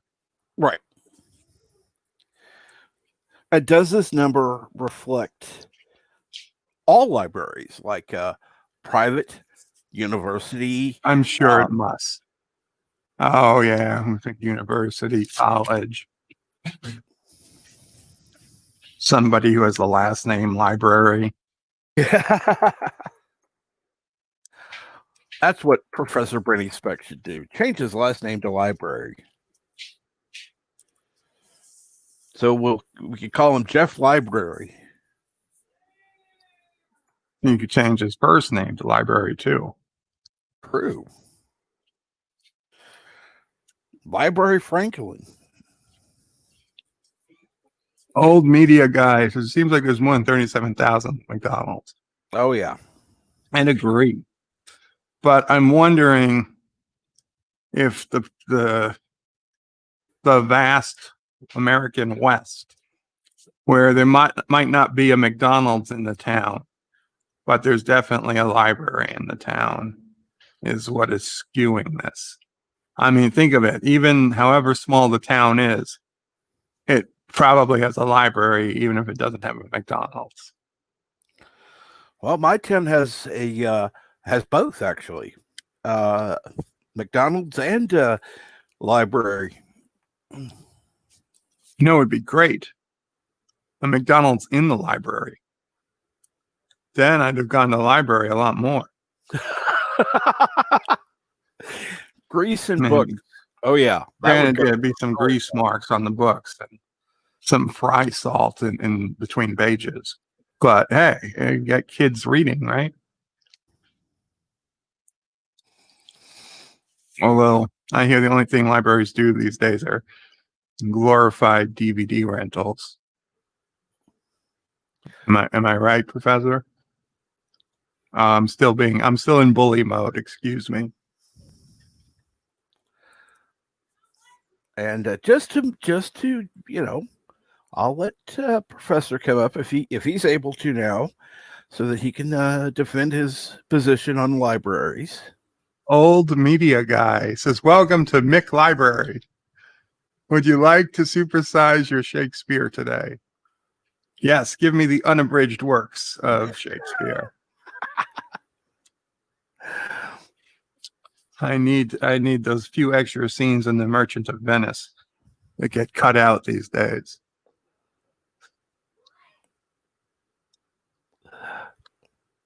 They would need more washrooms then if McDonald's were in libraries, and I would agree. Of course, you have to have at least one toilet per style hamburger. Yeah, and Professor Brady Specs, my town has 4 public libraries and 2 college libraries, but only 2 McDonald's. Well, you know what I'd say, Professor? You got, math is hard, 5 extra libraries than you need. Hey, guys. Hey, good morning, Big Geek. Oh, man, you're sounding bad. Oh, you should have heard me yesterday. I did. No, I mean, you should have heard me yesterday when I told you I was not coming on because I said my voice was gone. My voice was 10 times worse yesterday. Yeah, I woke up. Yeah, after I got done with Bill's channel, I went. No, after I got off of Bill's channel. No, I don't go woke. Good one. You went woke. After I got off of woke. After I got off of Bill's channel, I went to sleep, woke up around 11:30, and my voice, I said hi to my wife, and she's like, "You sound like shit." I was feeling worse, and she's like, "You need to go see the doctor now." I was like, "Okay, let me go pull my hair back and put some deodorant on." And I went up there and wait almost an hour because it takes about 45 minutes for the flu COVID test to come back. And they looked at me and they said, "Yeah, so it looks like you got the beginnings of a sinus infection." And not the virus. No, I'm negative for COVID. Actually, I have a paper that says that now. Yay. I still won't want you in my house because you just spread your sinus infection. But well, I don't mean come over now. Oh, okay. No, I spent most of yesterday just kind of trying to relax. They gave me an antibiotic shot, and then I had to go to the Man, I don't know what the hell's going on, but there must be something going down around here because I had 2 prescriptions over at Walgreens. One was my antibiotic, one is the codeine cough medicine.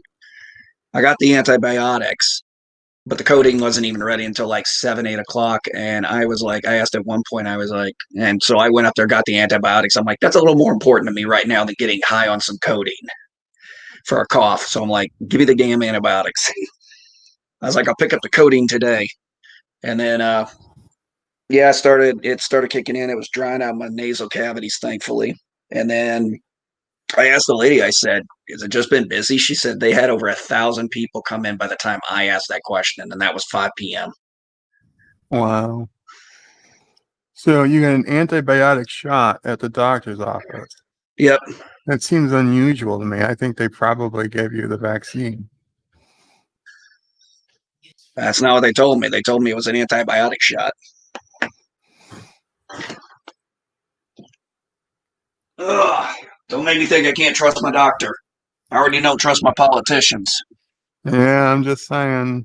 I know, bud. I'm just saying, if is Bill Gates, is he watching you lately? You start getting emails from Microsoft trying to advertise stuff to you that we talked about. Yeah. No, I haven't. Oh, yeah, but yeah, it might have been a steroid shot that I got instead. I'm not 100% sure. Might have been a steroid antibiotic. I don't know. However they call it that. Right.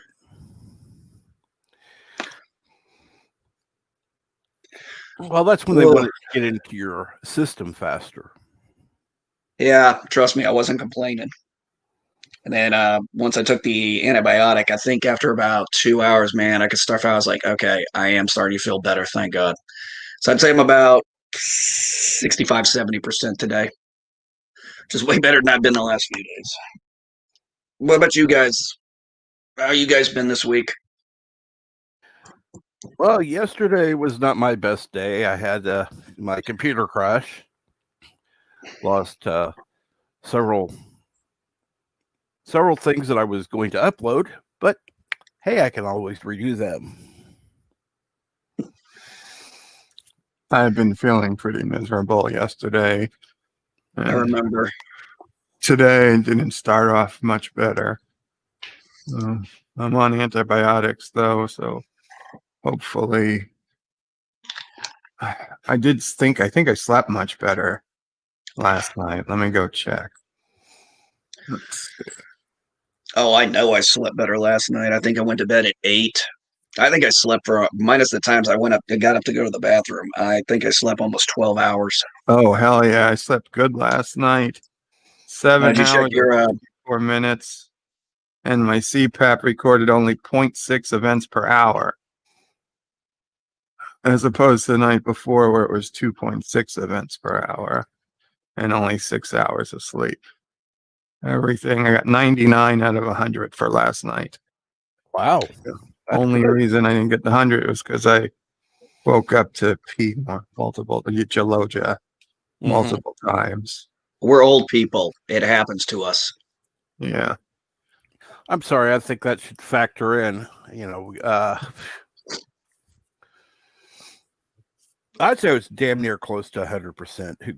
To call it 100 since you woke up twice or whatever to Gelogia. Yeah. As for trusting doctors, it's just everything I've been through. Like yesterday, my doctor prescribed antibiotic Bactrim.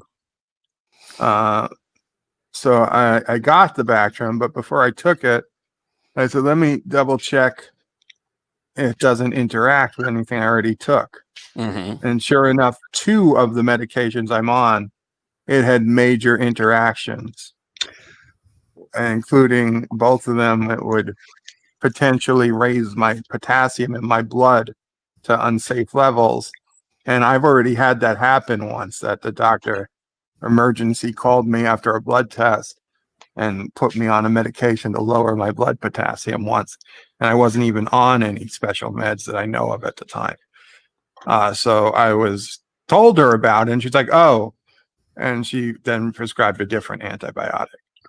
Like, if I didn't do my homework, God knows. I mean, maybe nothing, but If your potassium goes high, it can lead to heart rate problems and breathing issues, and Yeah, I had to do something Hopefully your similar to that. pharmacy would have caught that.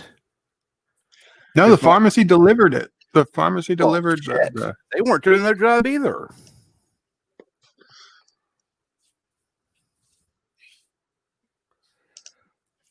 Great. Lovely.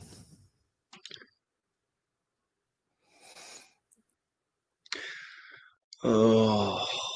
Oh, well, you're going to say something, Geek. Go ahead. No. Sorry. I'm sorry. I was looking at, sorry. I was just popping up my Facebook page. And, oh, JP, I don't even want to tell you what my blood pressure was yesterday when I went to the doctor. I mean, I actually wore the mask and everything. So I told them ahead of time, I was like, hey, this causes me anxiety. I'm going to be high. But I was like way, way high. Like, I'm like, this is insane. I was like, my blood pressure, I was like, I'm on 2 types of blood pressure medicine. I was like, I shouldn't be that high, not even close. Well, that's why I always ask my doctor. I said, okay, you want to take my blood pressure before I see the doctor? Fine. It's always going to be high because I always have anxiety. I said, fine. You're going to take it afterward as well. And they did. And it's like, well, wow, it was lower after. Really? Oh yeah, that is my doctor called it. Body? Yeah, my doctor called it lab coat anxiety.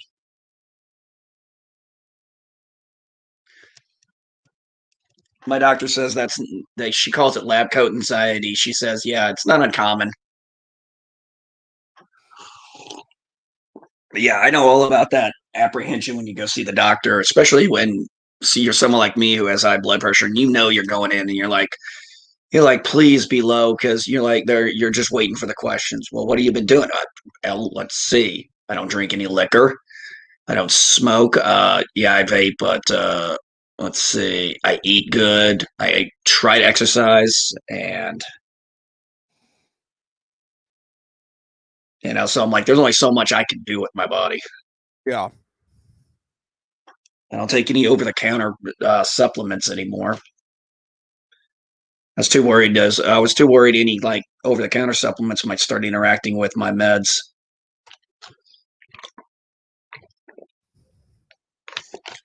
I know my pharmacy double checks every time there's a new medication. Every time. And of course, it's one of the small town pharmacies. It's not, not Walmart, because Walmart never did that. But they actually became more popular because Walmart fired their most popular pharmacist here. And good morning, Professor Brady Specs. Good morning, gentlemen. Hey, Jeff. Hello, chat. Hi, Geek.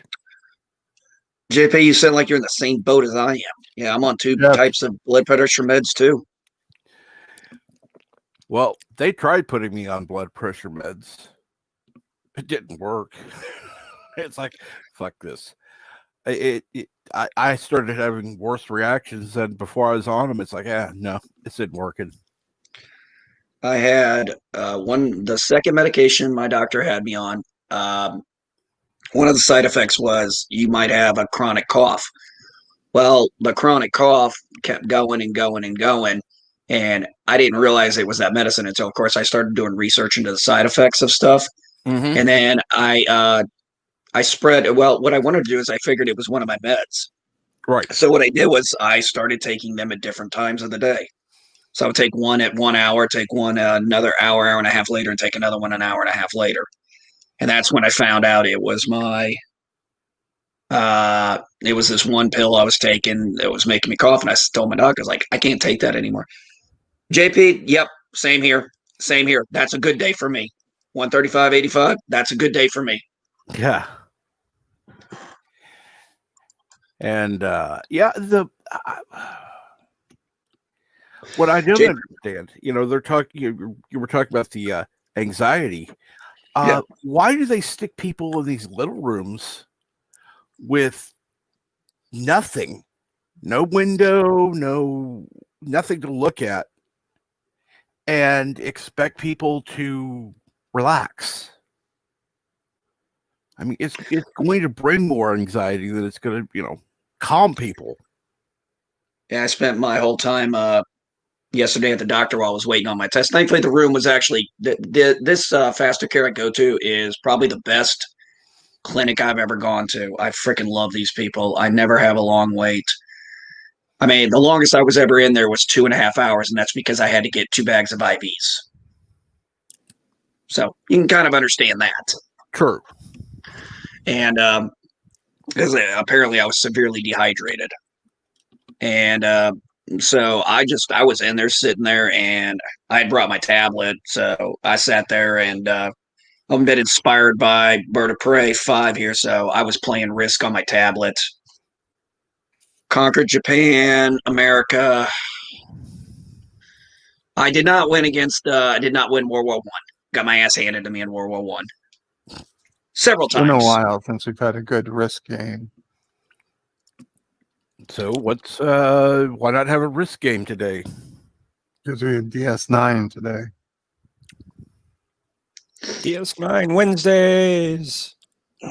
I mean, maybe if come 11, well, I'll probably be busy today. If there's a time when no one else is streaming, maybe on Bird of Prey 5X, I'll do a Risk, but I don't. Wednesday's a tough day for me before. Right. So if someone else streams, though, that's cool.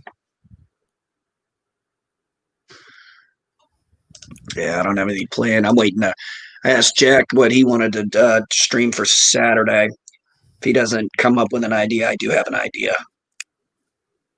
I was thinking about just talking since it's getting close to Christmas. Talk about favorite Christmas movies. I think that'd be a fun topic. And JP Sound. I mean, Dave D Sound. I'll watch Risk play.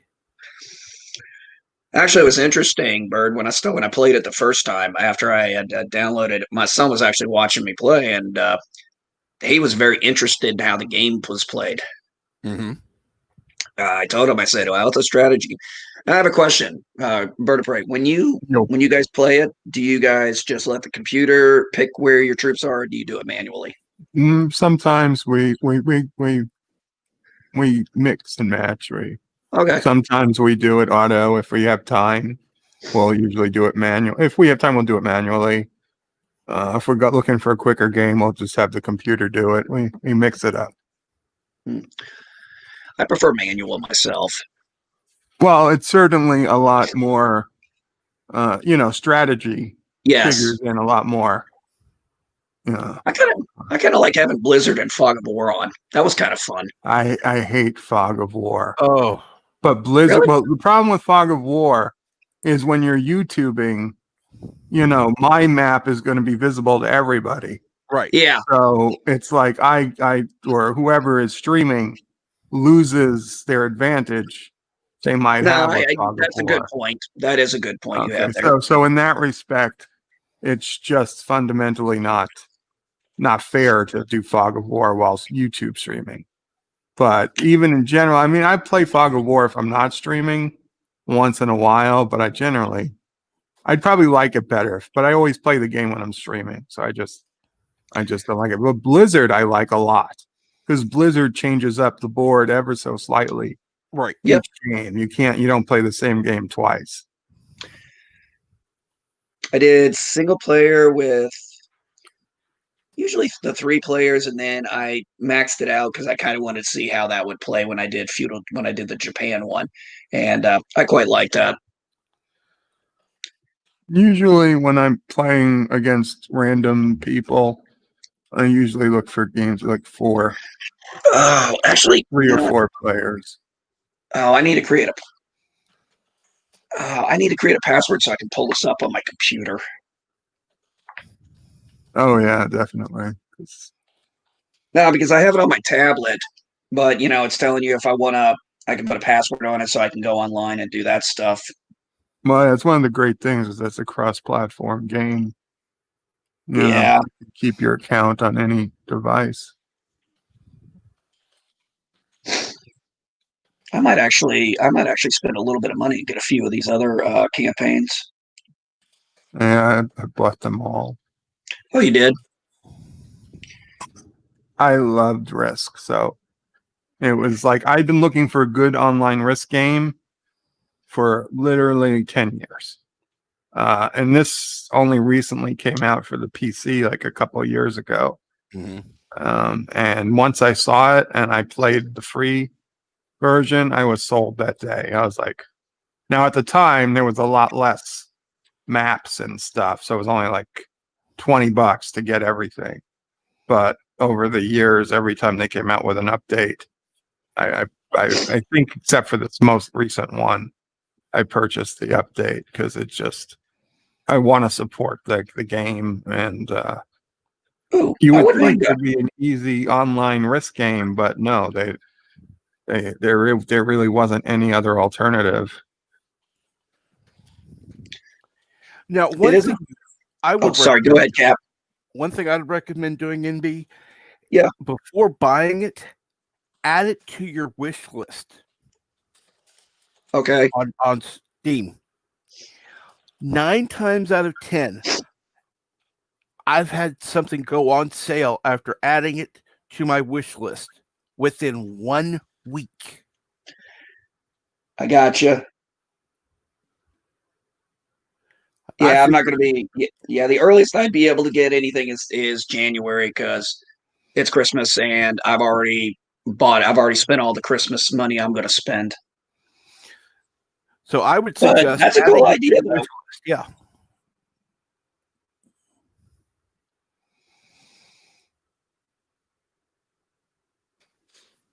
What about you, Jeff? You like Risk? It's okay. I played a little bit. You need a Risk board that's a library, then you'd be more interested. Oh, Bird, you said that libraries are just glorified DVD rentals. Yeah. If you work in the department that I just came out of, where I work, the circulation department, where we deal with the materials that go in and out of the library, you would realize that libraries are still in the book business. We do far more books than DVDs. Far more. And we have a ton of stuff going out. I don't know if I believe you, Jeff. Why wouldn't somebody just download it on their Kindle? Because usually that costs. We're free. Sounds like you're involved in a massive piracy operation. Yeah, Hey, yeah. I know some websites where you get stuff for free too. Doesn't mean you should. Oh, but you see, Bird, you return the items back to us. Oh yeah, I return them too when I'm done. Sure I do. Sure you do. You pirate, you. Arg. I only need them for a few minutes. Mm-hmm. Wait, are we talking about the same sites? Oh, Lord. What are we going to turn this into, a bird porn stream? Probably. Oh man, Jitter 92. Oh, my panic attacks, if they get too bad, I'm actually surprised I haven't been to the hospital with the last one I had because it took a while to recover. Hey, Bird, if you get a second, or if any of you guys get a second, can you pop your player ID for Risk in the private chat so I can shoot you guys an invite and I'll do the same? My player ID is Berto Pray 5. If that's what we're talking about. Let me open Risk and see if there's something else. Yes, old media guy. My avatar is Ace. Yeah, because I put in Bird of Prey 5 and it doesn't say anything. I don't know if you have to put in the player's ID. Because It's on with here it, on my too. tab. Wait a minute. What are you putting in exactly? Oh, it says add friends to. I'm still on my tablet with Risk. So it says player ID. So I'll pop mine in the private chat here so you guys can see that. We need some Nitro 9 to blow things up. Oh, okay. I see my player ID. I got it. It's a weird bunch of letters. It's under, if you go to your friends in the top corner, Yeah. it gives you your player ID, and then it copies it to your clipboard if you paste it. Okay. So let me go to the chat. If anybody else wants to friend me on Risk. Good morning, Yosef. And good Good morning, afternoon, Yosef. or afternoon, Yosef. There you go. It's in the public chat. Got it. Welcome, Yosef. I didn't even know they had those IDs. I thought it was just by Steam name. Usually what happens is we'll play a game, I'll put out the game ID, and then after you play, it asks if you want to be friends with everybody who played that game. Right. So we would just add friends that way. I never had to add a friend directly before playing before.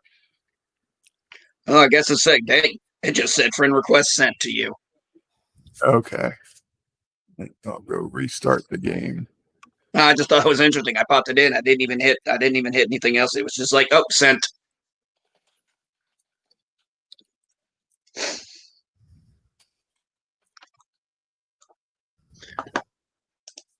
Oh. Well, I guess it takes a little time to come through. Well, it's got to go through servers.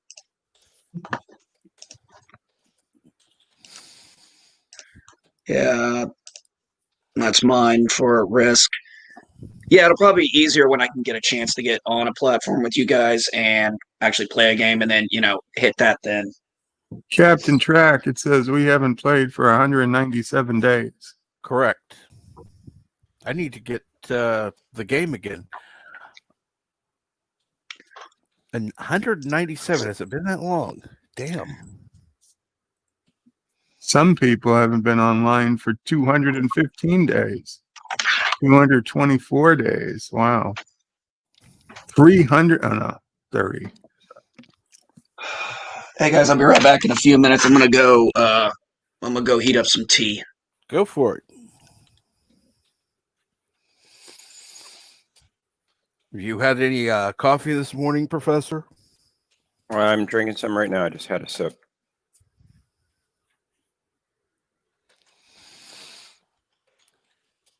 How about you, Cap? I have had 2 cups so far today. I'm on my first.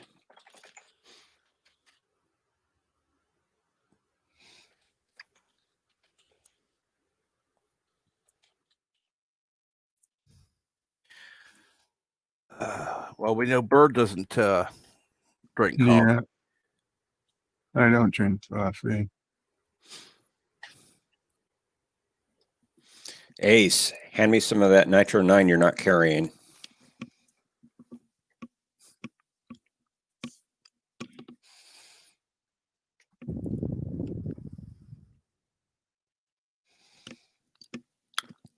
Need to work on my Scottish accent.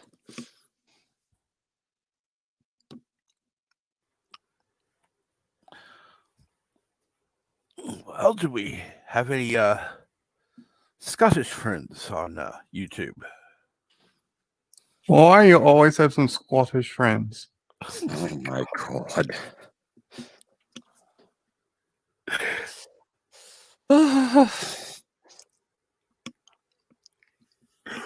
Oh, Lord. Why? Why is everybody always making can, fun of my Scottish accent? You can turn down his volume.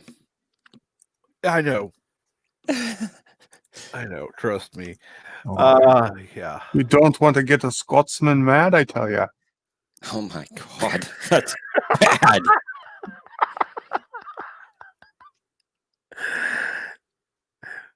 Yes, remember, tell Andy Trucker or I can't Thomas Potts to come clip this because this is gold. Oi, Joseph Patrick, it's a fine Scottish name you got there. Oi, oi. One day we should go visit some places in Scotland, like Loch Ness. That sounds vaguely Irish, not Scottish. Oi, Irish, Scottish, we're all pretty much the same. We all wear Wow. kilts. Wow. We have a little bit different religion, but that's really about it. Scots and Irish, we've been friends for centuries, you know. The leprechauns, they go back and forth over the border. Not a very cool accent. This is my natural voice. You did not know this, but yeah. The other voice you hear from this, that's the voice. This is real.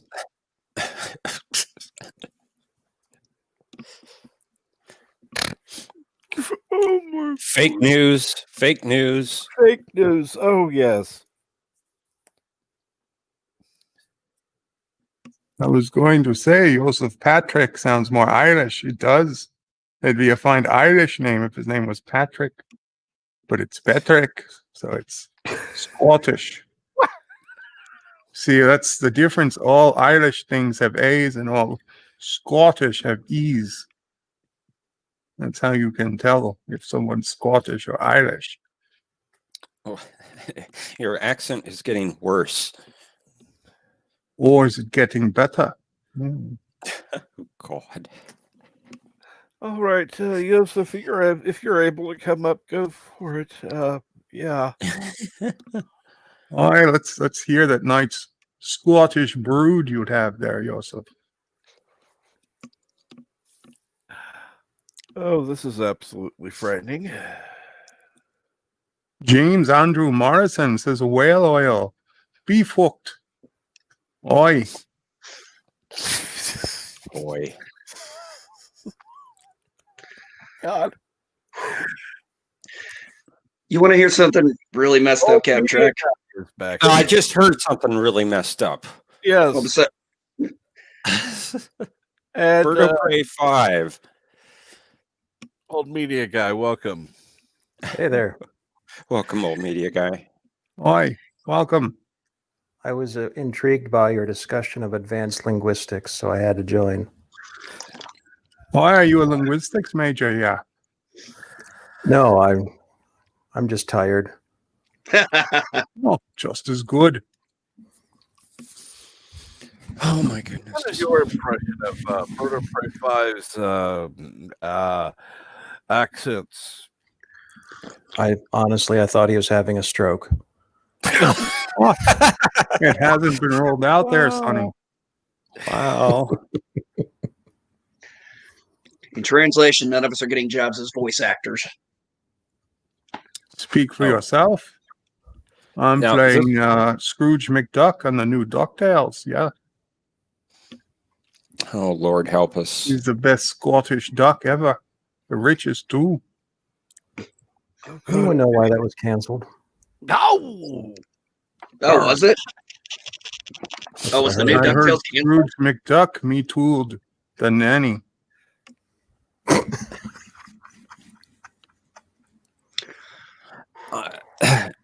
The accent is not even recognizable at all anymore, Bird. You've lost it completely. And as Dee Dee Myers says, my ears are burning now. Wow, this makes a whole lot of sense. Okay, I live in Texas, right? Correct. Oi, I- I've got you I- to narrow down those libraries now. Yeah.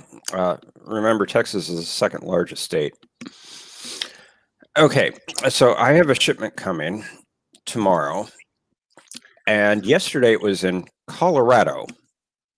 Today, now remember, it's going to Texas. Today it's in Tennessee. Oh, that anti-tracker, I bet he misrouted your package. That he could snatch it up. Uh-huh. You got a little New York accent in there. Oh, there's a lot Which of New type of New York? York to Scotland.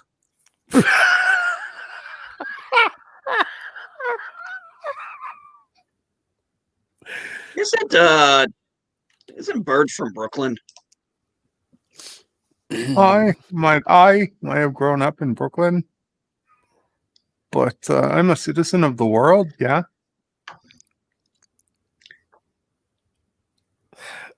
Actually, Yeah, all of our ears are burning. D.D. Myers. D.D. Myers, actually, he could do voice acting.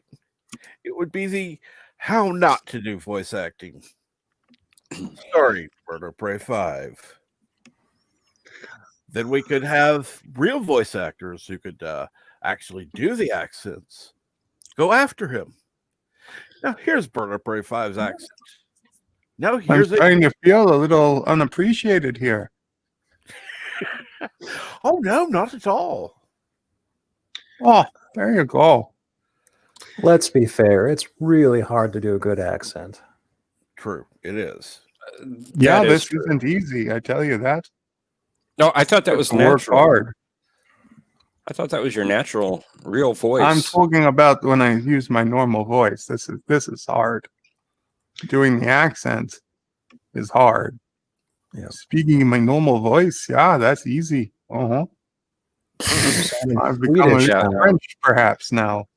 You're sounding very Oh. Swedish here. Yeah. Well, there is the Swedish part of the family. Yes, Oh, we God. invented the meatball, and they called them the Swedish meatball.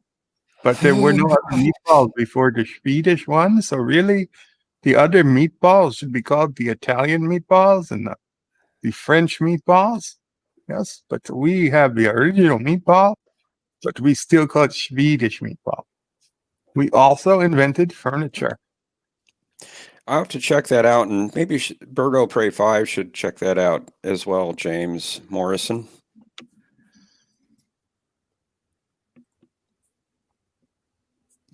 Apart from whiskey, Scottish and whiskey are Irish. Yes, this is true. A little different spelling of whiskey. Because like I said, the E makes it Irish. And I said the E makes it Scottish, but in whiskey, it's the exception that proves the rule. What? The exception that proves the rule. Oh, I heard what you Here you said. I have heard this- what you You said. have this Yes. phrase It in made the no United sense. States. I know you have this phrase in the United States. Jeff, can you figure out what he means? Because I'm confused as hell. I think he's confused. No, I I'm think not his, confused. This is standard conversation. I hear it all the time. his statements are as confusing as his attempts at accents. I'm glad I'm not the only one, because I would be kind of scared if I was the only one who wasn't getting it. NB Okay, Geeks, early- yes, I play the Risk on my Steam account. Here's some early morning trivia. What was the nickname for whiskey in Shakespeare's time? Ooh. Juliet. Water of most life. people think Romeo and Juliet is about a love story between a man and a woman, but it's actually the love story between a man and his bottle of whiskey. I think you're confusing Romeo with Falstaff. I'm not familiar with this name. Oh, dear Lord. So it's water of life. Water of Okay. life. Aqua vitae.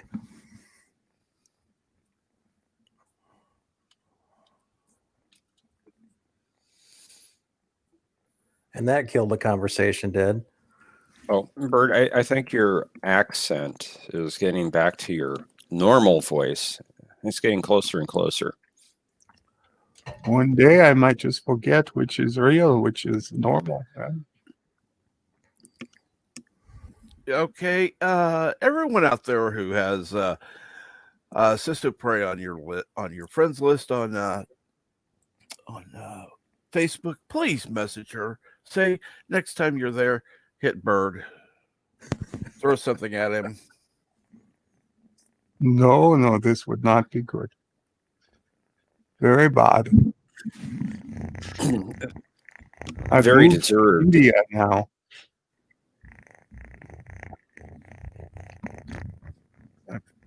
Somebody have a cat? That's my new kitten. I thought I heard purring. Yeah. I can do cat. Discovered a week ago in my wife's engine block. You speak cat? I do.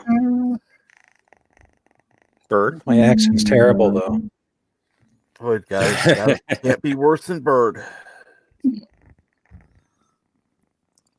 Actually, Bird's for all we're kidding him, his Irish accent was pretty good.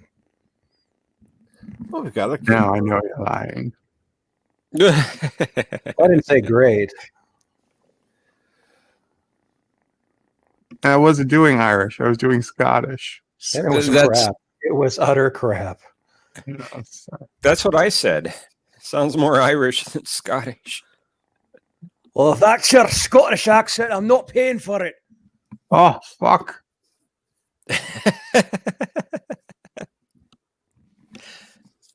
I would believe that was Scottish more. Yes. Yeah, that was definitely. Anytime Close. you say you refuse to pay for anything, you sound more Scottish.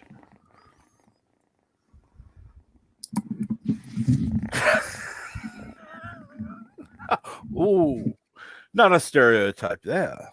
No. Oh, no, I never stereotype. I just tell the honest truth. And with our luck, there'll be one woke Scottish guy in the audience going, "Ah, you fecker!"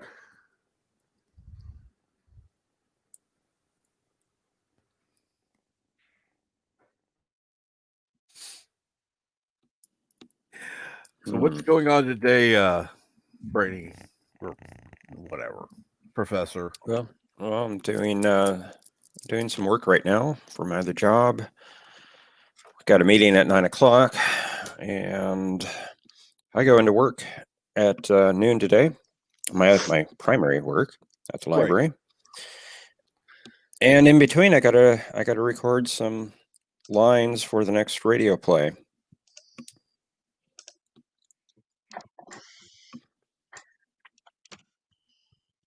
For History with Ah and Ah.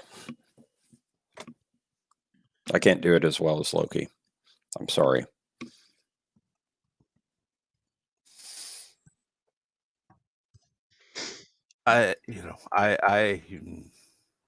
Okay, I'm going to say it. I know it's not going to be popular. I don't care. I don't like the Peter Wayland's voice. I find it irritating. It takes me out of the moment. I'm trying to listen and imagine myself in that time period, and I hear that voice, and I want to rip his fucking vocal cords out. Wow. Tell us how you really feel, Cap. I like Loki. Don't get me wrong. I do. But that Peter Wayland voice just drives me fucking nuts. I think it's very classy. But that's my opinion. I understand. And you're entitled. I respect your opinion. And I'm glad you feel comfortable enough to state it. And I respect your opinion as well. I can see where it could be grating to some people. So the 1 week where they were doing the Memoria, where he wasn't doing the Peter Wayland's voice, I was going, oh, thank God. We got a week without it. Well, the writers are slipping. I haven't had a near-death experience recently. You will, thankfully. Oh, gee, thanks. Well, like I said, you can't actually die. People would boycott if you actually died. Well, people want me to have the near-death experiences now. Near death. Near death. Yeah, dead. they want to put the fear of God in me.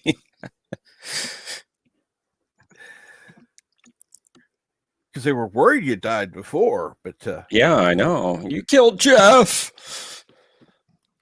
Oh, God, how could you kill Jeff? they killed Mr. CCTV, but nobody said anything about that. They just well, apparently they didn't, but we don't know that for sure.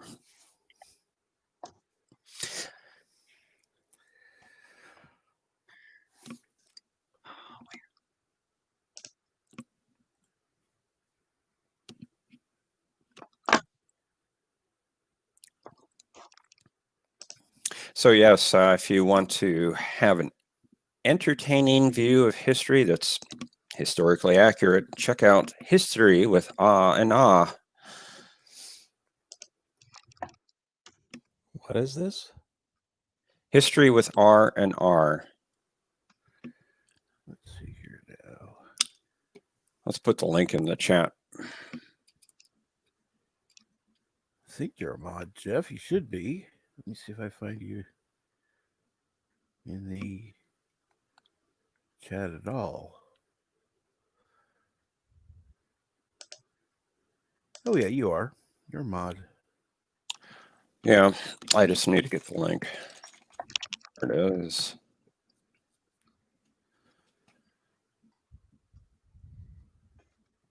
Hysteria with AA, Joseph says.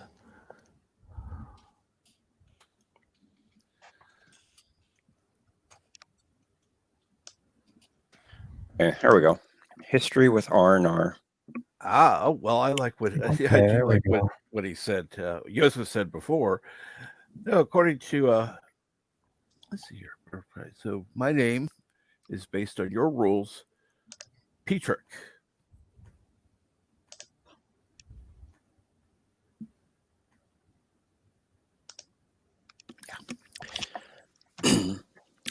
Specifically, what I was referring to on History with R&R are the radio shows. If you scroll down that page that I just linked to, you'll see a separate section for radio show, but they do great work on the other parts of their show as well. They have a weekly upload on Fridays where they cover a section of history.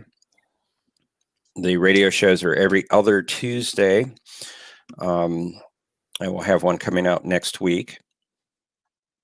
Radio plays are fun because we get different people in the community together and we act out something that happened in history. Nice. And they also have live streams. Yesterday they had a live stream, which I unfortunately couldn't attend. I would have loved to have been there. They had a panel of the people that were involved in the last radio play. And they every other week on Tuesday that the radio play isn't on, they have a live stream where they talk. Richard and Robert. That's where the R and R come in. And if you don't know, Robert Richard inevitably calls Richard. I'm sorry, Doom. Cam. I said inevitably Robert calls Richard Doom. Mm-hmm.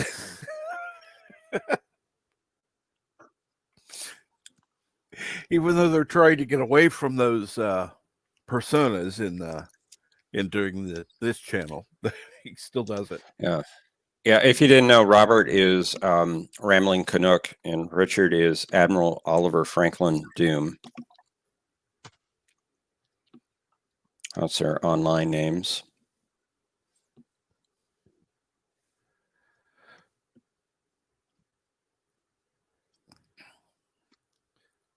And I will admit I'm kind of missing the Rambling Canuck content, but it is nice to have more of the history with R&R. I'm missing the Star Trek content that Rambling was putting out. I know he's still doing Discovery, but he said he wasn't getting very many downloads on the older Trek stuff that he was doing. Mm-hmm. I can see where that would happen, but I quite liked it, especially the Enterprise reviews he was doing. Right.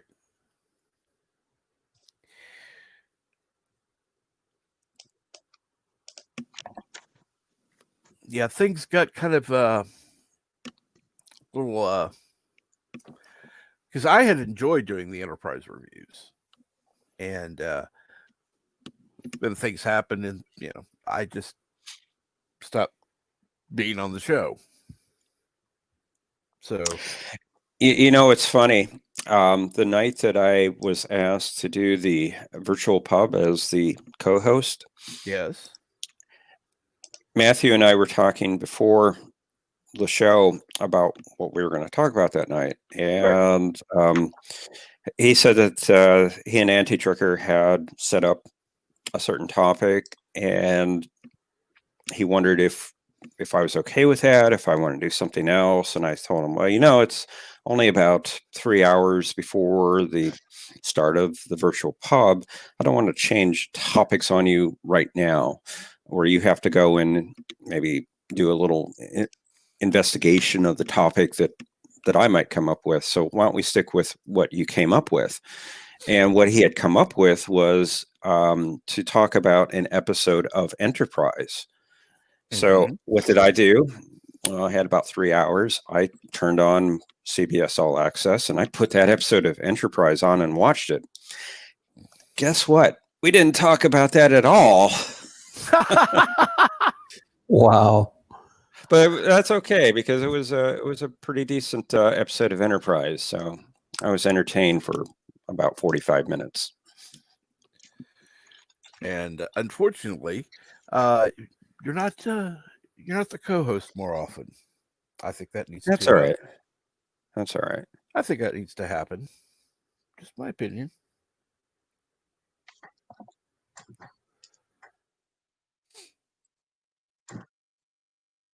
In fact, I'm not. I know I'm not the only one who has expressed that. So, the episode we were planning to talk about was the season 2 episode Stigma. And that's the one where we find that T'Pol is suffering a medical issue because of a mind meld that she received. Oh yes, and she was being stigmatized, as all Vulcans were that had this issue, by fellow Vulcans.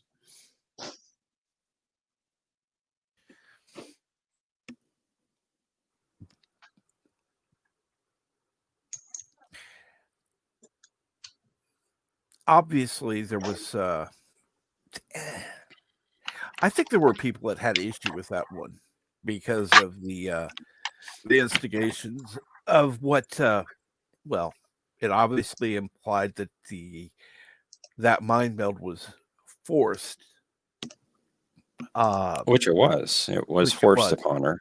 Well, wasn't the first forced mind meld we've seen. No. But in the other one, it didn't imply there was any damage done.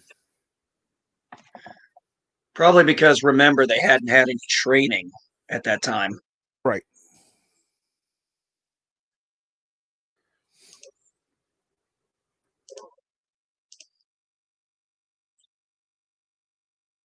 It would be interesting to know when it started being, trained versus the inexperienced mind melts. Probably after, what was her name? Not T'Pol, but T'Pau.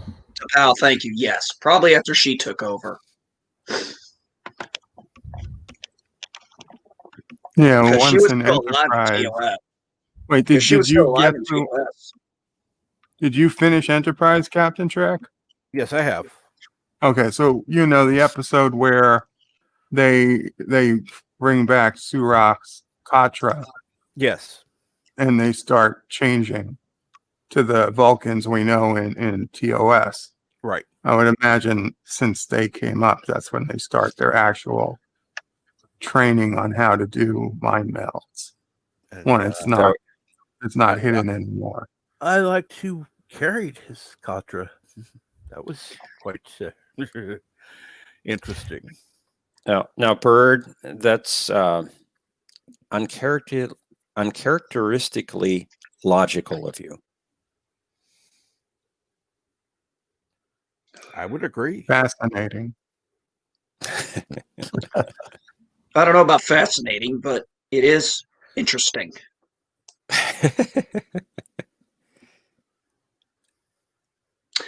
Okay, so downloaded Steam, and well, actually, I just relogged into my old account because I'd forgotten I had one from like God knows how long ago. Got Risk downloaded, so yeah. I love that game. I really do. It's one of the few. It's one of the few board games you could play that at the time where, I mean, the end goal is to dominate the world, but the strategy changes every time you play. And yes, even yes, Joseph, even in TOS, Mind World was considered dangerous. You're right. Well, they'd only been training on it now for at that time just over 100, maybe 120 years between. Because remember, Tapao is still alive in TOS. Right. Yeah. So it's obvious between Enterprise and TOS, she had a massive. I mean, even Kirk talks about it. It's like it's Tapao, and you kind of realize, yeah, she had a massive influence. I'm sure that the Katra of Sarek, the teachings of Sarek coming up that way, definitely probably helped out too. But yeah, 100 years, I could see that being a time frame. It's still pretty early in a new study of something. Right.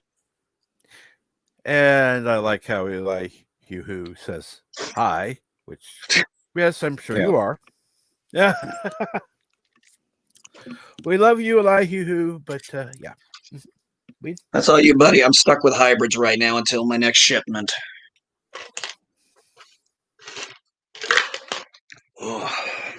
And Yosef points out, Tapao had a song in the 80s, China in Your Hand. I didn't know that. Very short-lived band called Tapao.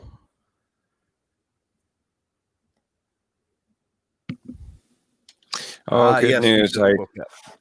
Go for it. Sorry, Professor. No, that's okay. I just got a message from Continuum Trek. He is home. His procedure on his hand went very well, and he's even up to writing scripts right now. So, wow, yeah, wow, he's impressive. doing well. If you didn't know, Continuum Trek, he has a couple channels here on YouTube. He got into a car accident last Friday. He was in the hospital for, I don't know, 5 days. His hand was messed up. They needed to do surgery on his hand, his left hand. Mm-hmm. What exactly? I know there was a spiral fracture. Mm-hmm. So did he go into any details what happened, or just? I mean, I don't want to. I don't want to spread rumor, because that's why I was asking if he's released any details. Well, he said he got T-boned by somebody. Yeah. But he also said the police said it was no fault. Nobody was at fault for the accident, and he doesn't hold any whatever against the guy who hit him. Right.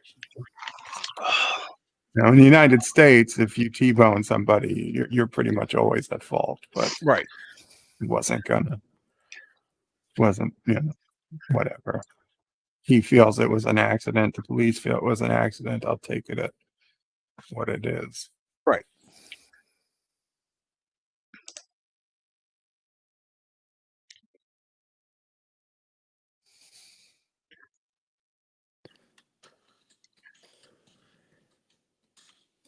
I think the guy who hit him was in a bigger, heavier truck, he said, though, quite a heavier truck than what he was in.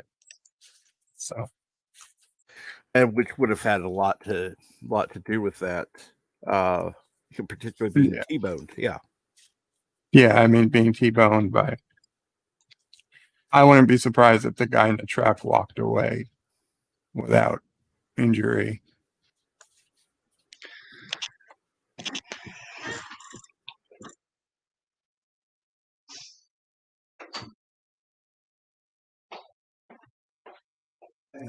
It's kind of sad, but when I was the last car I got before I got sick, which was an Infiniti QX56, which was just this huge tank of a truck. It's built on the Nissan Titan frame. I mean, it held 8 people. Wow. It was, and even at me at 6'4", it was plenty of room over my head. It was the first car I ever could sit in without feeling cramped. And even in the back seat, I was as comfortable as I was in the front seats. Yeah. It was just huge. Anyway, the guy was trying to say as a selling point, like, yeah, if you're in an accident, you're going to kill the people in front of you. It's like, what? That's supposed to sell me on this? Selling points. It's like, yeah, the other people aren't walking away. It's like, still, it was a nice truck. I don't think that would be a selling feature, though. And yet I bought it. A maniac. Weird. Let's see here. Does it surprise anyone on the panel that Bird bought a truck sold to him with the selling feature that if you hit the person in front of you, they're going to die? Listen, I don't want anybody to get injured or God forbid, killed in a car accident. But if it had to happen, I sure as hell don't want it to be me. Okay. And if you're a big guy, you need a big vehicle. That's just how it goes. True. He is. My first vehicle is a truck, so I've pretty much been a truck guy my whole life.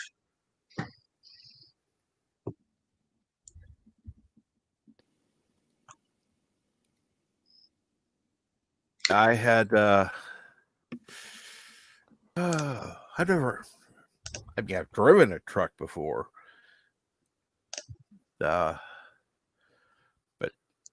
I'm definitely more of a car person. That's me. I've had dreams about being back behind the wheel of that Infiniti, and it's been so long I've forgotten how to drive. I mean, I know how to drive, but I've forgotten how to use things. Like it had some type of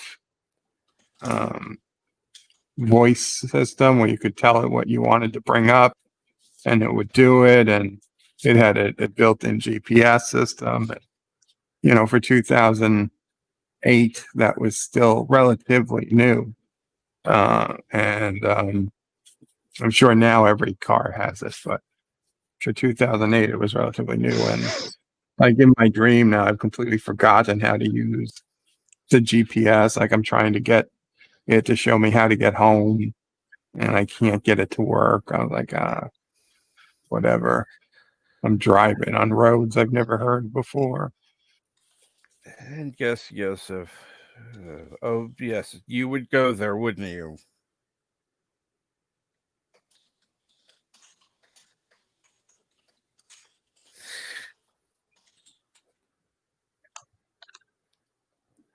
I gotta go for a few minutes. I'll be back. Okay. I'm still here. Well, I think I'm going to call it a stream because it's about time for Loki to start. I'm sure a lot of people would like to go over there. I'm going to go ahead and put that link in the chat because this time I know I'm correct because it's about ready to start. I'm not sending it out an hour ahead of time.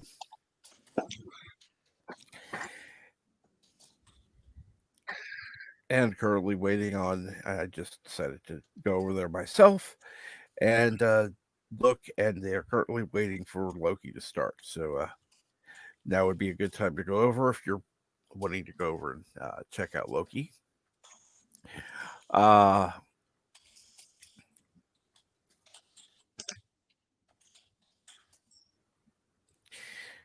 what's going on, old media guy?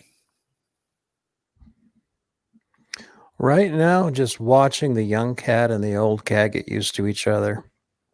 I think the old cat was thinking that the kitten would go away in a few days, and now that she's not, she's starting to get territorial. Of course, that tends to happen.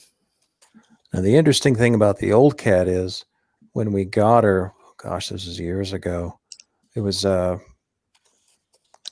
well, we adopted her at some no-kill shelter, and they said she must be an only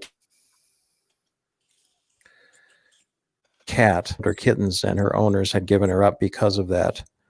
So we thought, all right, well, we'll keep her an only cat. Well, here she is, over 18 years old, and we've introduced a kitten.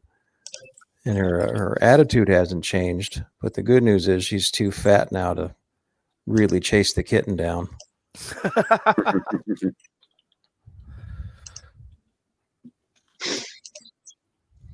My question is, I wonder what the cat would do if the kitten tried to cuddle up to it.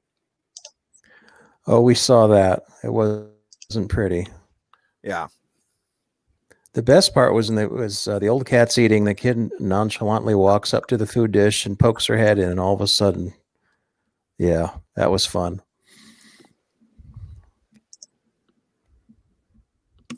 But the kitten just ran away, and the old cat just sat there going, "Wow."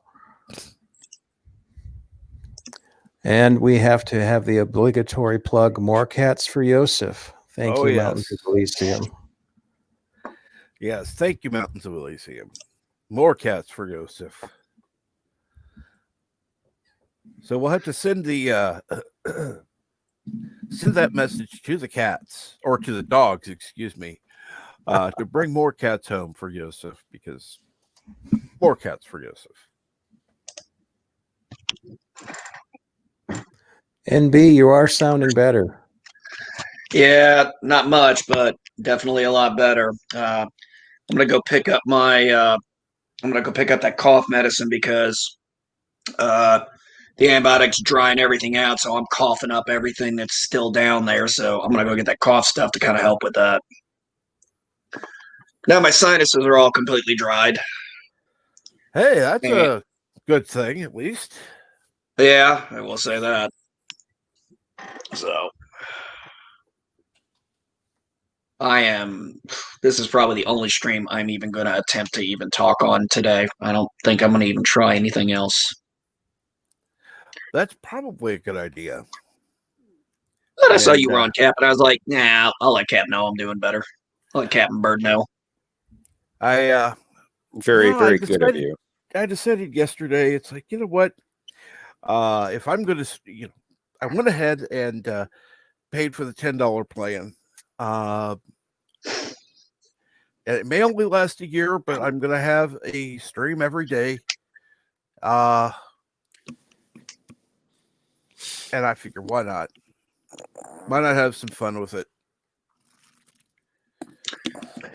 That's the whole point of doing it. Every morning, it's why not?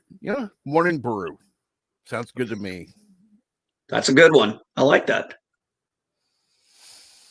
Yeah, morning brew, definitely. Morning brew. And that way, I know some people like to also drink beer. So that would also include them. It wouldn't, exclude anyone drinking something other than coffee. Since you can brew tea. So either way, right brew. The only ones it would leave out would be those who would drink wine. I'm not sure how I'd include them in that.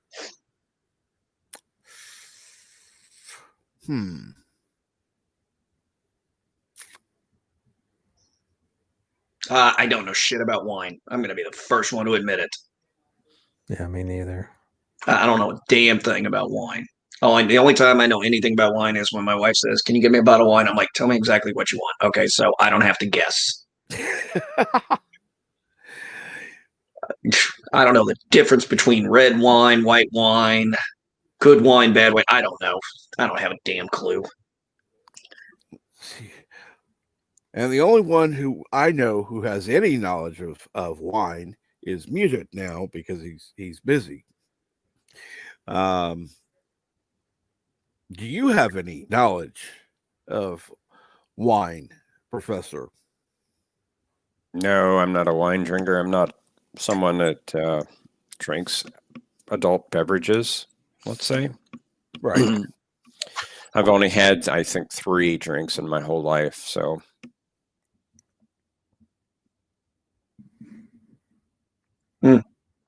I just don't care for the taste or what it can do to you. So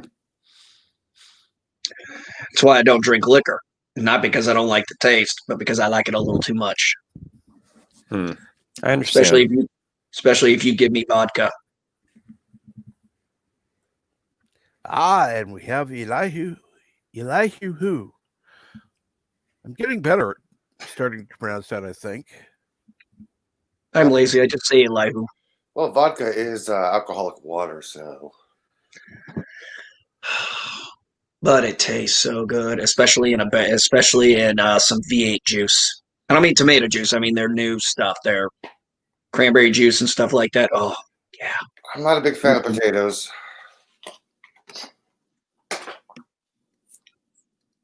You guys were talking about wine earlier a minute ago.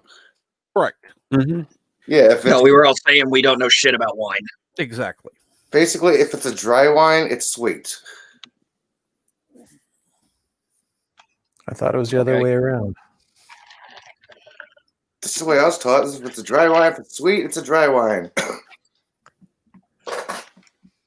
That's why the mixed red at Trader Joe's is a dry. It's sweet. I didn't know that. Of course, if Bird of Prey 5 ever becomes available, he can explain more because I know part of his job was selling alcohol. I'm sorry, that's about the opposite of Elihu. Sorry. Okay, thank you. Sorry. No extra sugar or any sugar. And Mountains of Elysium has mentioned my favorite alcoholic drink, mead. I've never heard of it. Really? It's made from honey. Yes. No, I've never heard of mead. It's a generic beer. A couple hundred years ago, when water wasn't unsafe, everybody drank mead. It was a standard issue. I mean, I've heard the term. I think when they said, I want some mead, I assumed it was a food. No, it's a honey beer. Oh, I assumed it was I assumed mead was apologize. Honey ale, not a beer. Ale, yes. Yeah, sorry. I'm still waking up, guys. I just woke up. I understand. I mean, it's only 6 o'clock. 6 a.m. Yeah. So you got some excuse there. That's when I got up about in Central Time today. Okay, Eastland Burkholder says dry wine is not sweet. Dry means the sugar was mostly used up by the action of the yeast. Yeah, sorry. That's what I said. Thank you, Bird, because Bird corrected me.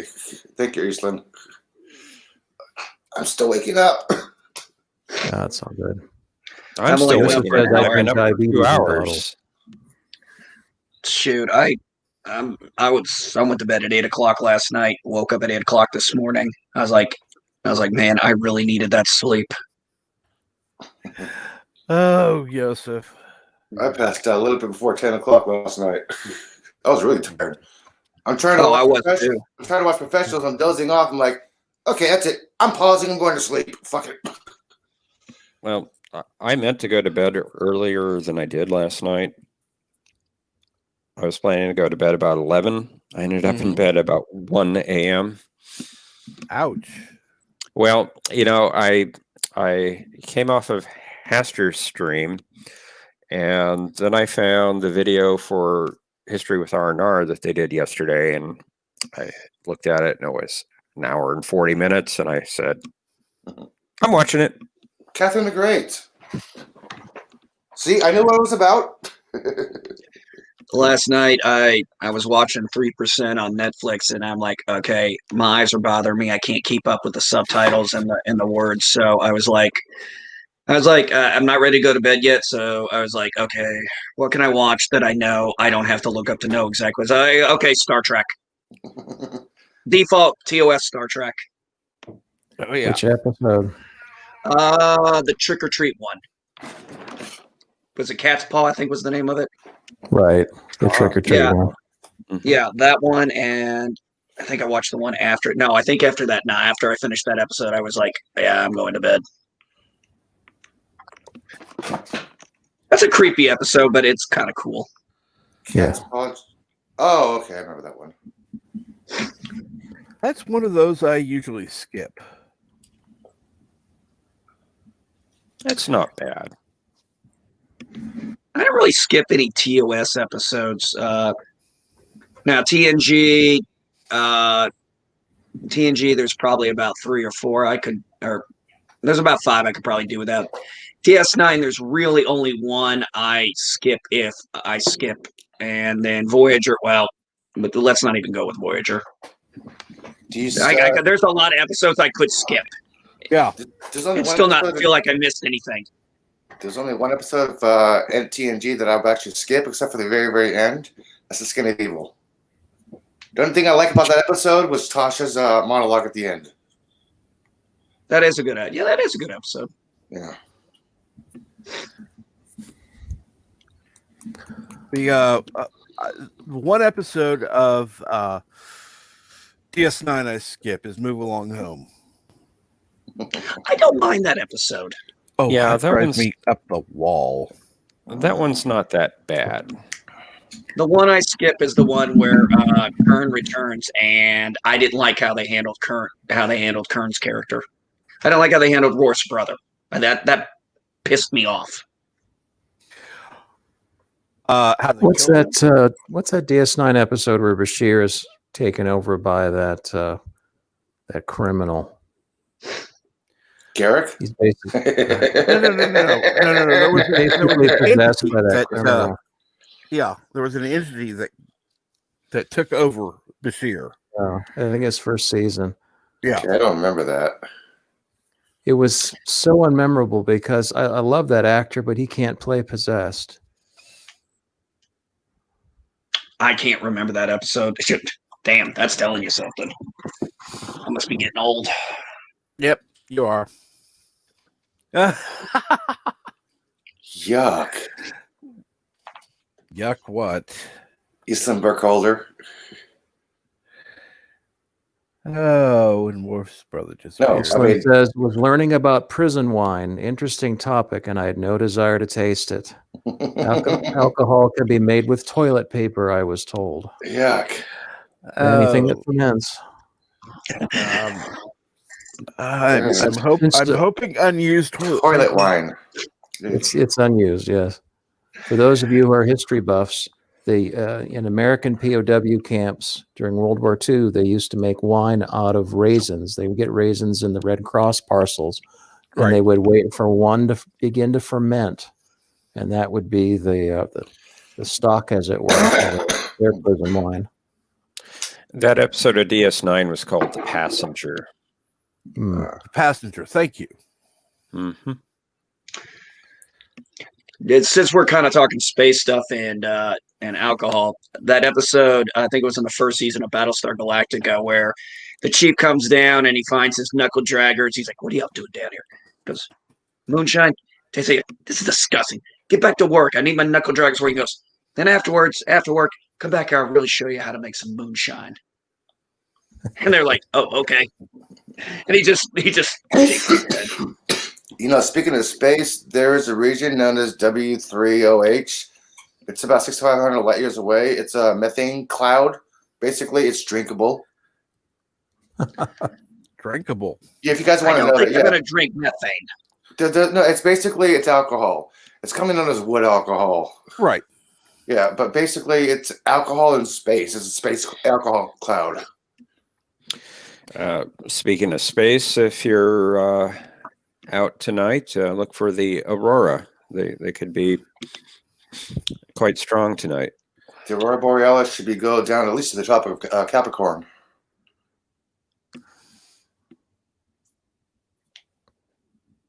The aurora borealis is going to go down to the Tropic of Capricorn. Not Capricorn. Sorry, not Capricorn. At least I don't care which tropic, but it's going to go all the way there. Not the It's going to be. If that's extremely What do we have? rare. Like the biggest solar flare ever coming in? Maybe we should be taking precautions. It can happen that you can see it that far south, but And if it's that far south, then you can't see it north. It's exceedingly rare. Basically, I heard it was going to be visible over. Well, I saw Katie mention Montreal. Meteorologist Katie say she could see it tonight from Iowa or wherever she's from. But I mean that's one thing, but the Tropic of Cancer, that's Florida would see it. I mean that doesn't make any sense. But it has been seen that far south. Yeah. Like I said, it's exceedingly rare. I know, but if it happens, that's usually a giant once in a lifetime thing happening on the sun. Sorry, wrong latitude. What the hell is that? I have seen it in Ohio twice.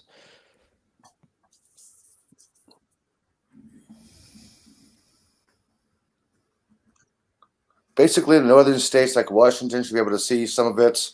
Sorry, I didn't mean to go that far down. Okay. Yeah, Washington, that makes more sense. Yeah. So I forgot the name of the meridian. Yeah, if you're in the northern part of the United States, it's possible you could see it tonight. It's also a meteor shower tonight. Well, the peak of the shower is actually Sunday night, but you can still see some meteors this evening or tonight. 15 an hour at least.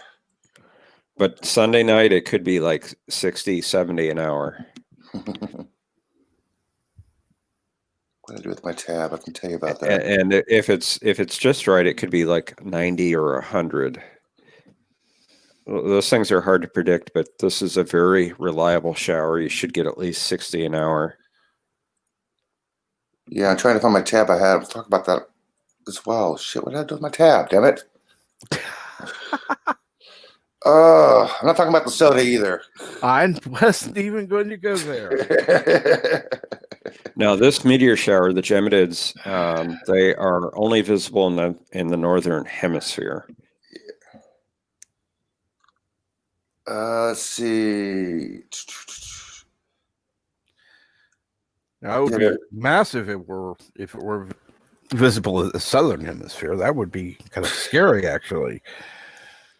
Well, it's because of where they're originating in the sky. Right. They're at a very northern part of the sky. Now, if you have a meteor shower that is originating from somewhere around the celestial equator, then you could see it in both hemispheres. Right.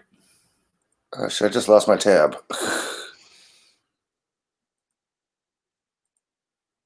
There's 2 meteor showers this month. You got the Great Conjunction. You had the prenumeral lunar eclipse at the 28th or 29th. And another big sky event is going to take place on the 21st, and that's Jupiter and Saturn are going to be extremely close in the sky. The Great Conjunction, alignment 1632, 1637, something like that. What's the Great Conjunction? The Great Conjunction is the alignment of planets you can see from the point of Earth. The Great Conjunction is the end of the world. Wow. Oh, that again. I lost my damn tab. Just drink it and get a Pepsi free.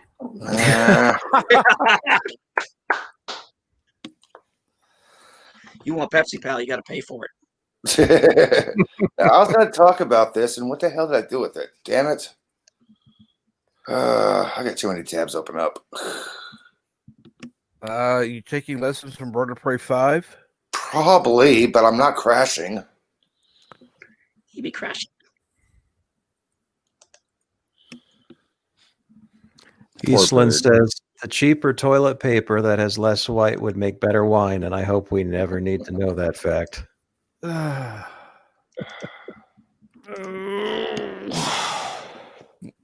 Well, I need to wake up. Hey guys, Kat, thanks for letting me have me on, buddy. I got to make a phone call. I'm trying to get a repair service out here for my fireplace.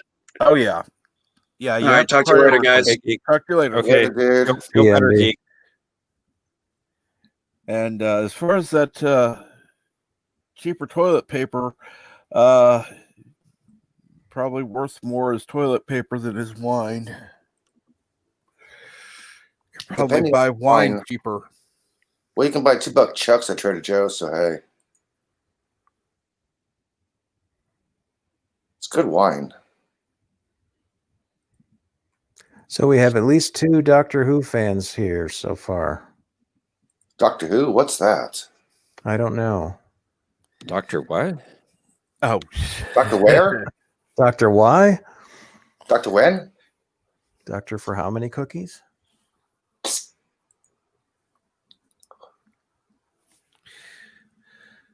I can't even find my tab. Damn, this sucks. Shit. It's in my history somewhere. Fuck it. Of course it is. What are you looking for exactly? Oh, I had a tab here. Things that's going on this month of December. Sky watching. I had information about the 2 little meteor showers, the Great Conjunction, the eclipse, and I can't find it.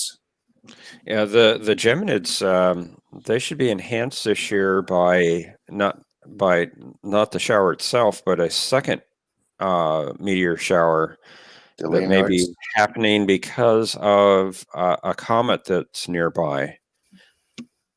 The comet C10/23. I'm going to guess that's it. By the way, that reminds me, like you who, when is your show today? At 12 noon. Pacific, I'm assuming. Yes, specifically.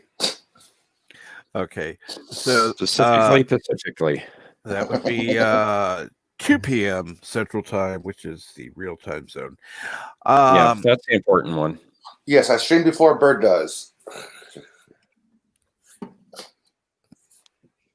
So, yes, please tune in at 2 p.m. Central for Elihu's, what are you calling it? What's up with the universe? What's up with the universe? Let me check real quick before I say anything. Catchy title. Yes, it is. And I came up with that. That's the spur of the moment. And I will be awake at 12. I will be awake later on today. So my mind will be partially functional. Would you mind saying something in the chat? If I could find the tab. I can find the tab. Like I said, I'm like Bird. I have too many things going on here. I put something. So okay, good. Now I know you can put your link in for your channel. That way, people can not only subscribe, but click the bell icon to be notified when you are going live at 2 p.m. Central. That's a good idea. I'll do that right now. And what's with this unknown rectangle on the moon? That's something you guys got to figure it out. That is from actual NASA footage from the landing itself, from Buzz Aldrin and Neil Armstrong. That little red arrow where it's pointing at is the target where they're supposed to land, but everybody knows they overshot the target. They're supposed to land where that strange rectangle object is.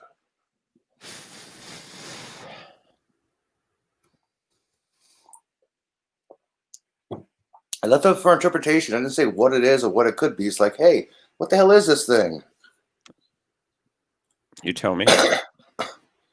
So I was just trying to set up my DS9 Wednesday stream. Right. And something very weird. YouTube doesn't seem to show any of my DS9 streams What? in my recently scheduled list, except going back to the start of the season of Way of the Warrior. That's What? odd. I've never seen this happen before. No. Did somebody claim? Did I get copyright claimed? Check your managed videos. I'm going there now. I didn't check it yet today. YouTube Studio. What's going on? No, it's okay, Mom. And yes, anyone who has a YouTube channel, if you've got a wrench, I got him. Please drop your link in for your channel, because we're here to support each other as a community. No, okay, they're listed. They're fine. They're still in my history. In my videos. I just don't know why it. Okay, never mind. Sorry about that. I thought something fishy had happened. I mean, something fishy did happen, but it's not. Doesn't seem to be a problem. Biden struck again. What struck again? Biden. Oh.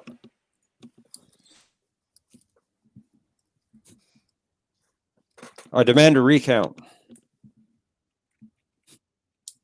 1, 2, 3, 5, 6, 7, 14, Teresa. 9. See, I'm counting. You can see what order to count in. Old media guy says, I have a new video coming out in 35 minutes. Yes. Yep. Yay. And let me check that real quick. I'm gonna get some more coffee. I'm glad my headphones can actually reach. I'm Let's glad my check headphones it can actually out. reach the coffee pot this time. All right, now, old media guy, you are now able to put in the link to your video or your channel, excuse me, so that people can watch when it comes out. Sweet.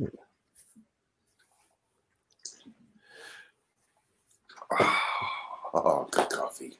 It is my my belief that we should be supporting each other as a community, even if we don't always agree on everything. Exactly. Well, why should I disagree we with have you to on that agree on point. everything? Whoever Okay. came up with that idea, we have to agree on everything. I mean, it's got to be insecure people or power hungry people. It can't be people you'd want to hang out with anyway. No. So why are we hanging out with Bird? Because he's a Sith. He deals in ultimatums. Because He is an evil, ruthless dictator and bully. I was sentenced to How crash often- everybody. How often do you get to talk to a Klingon? I mean, really? Capaldi is not regenerating still. He's kicking the ass Why, with the guitar. especially a Scottish Klingon, yeah. Oh my god! Oh my Oy, god! oy. No Scottish Klingons! Kupla! He can't even speak Klingon. Can you speak Klingon with an Irish accent? So Well, this conversation is dealing with toilet paper and Klingons. Is that a theme? I'm scared to ask this question. I'm going to do it anyhow. Do the Klingorks have two buttholes? Oh god! I don't know. You want to find You out? had to go there. Well, if they have to everything else, The Klingon. I know the Coneheads don't have buttholes. So why don't they have 4 eyes? that's a good question. They have 4 nostrils, why not 4 eyes? They have one mouth, so I'd assume one butthole. No, and yeah, why not 2 mouths or 4 ears, or Maybe the makeup department couldn't afford the budget. Now that's a poor excuse. The CGI would cost too much? Yeah, that's it. Again, poor excuse.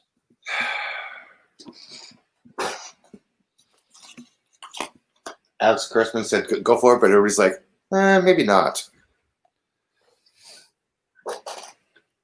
Well, I should have 4 legs and 4 arms. And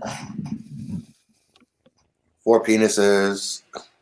Ouch. 20 toes, 20 fingers. How many penises did Rondo have on Babylon 5? 2.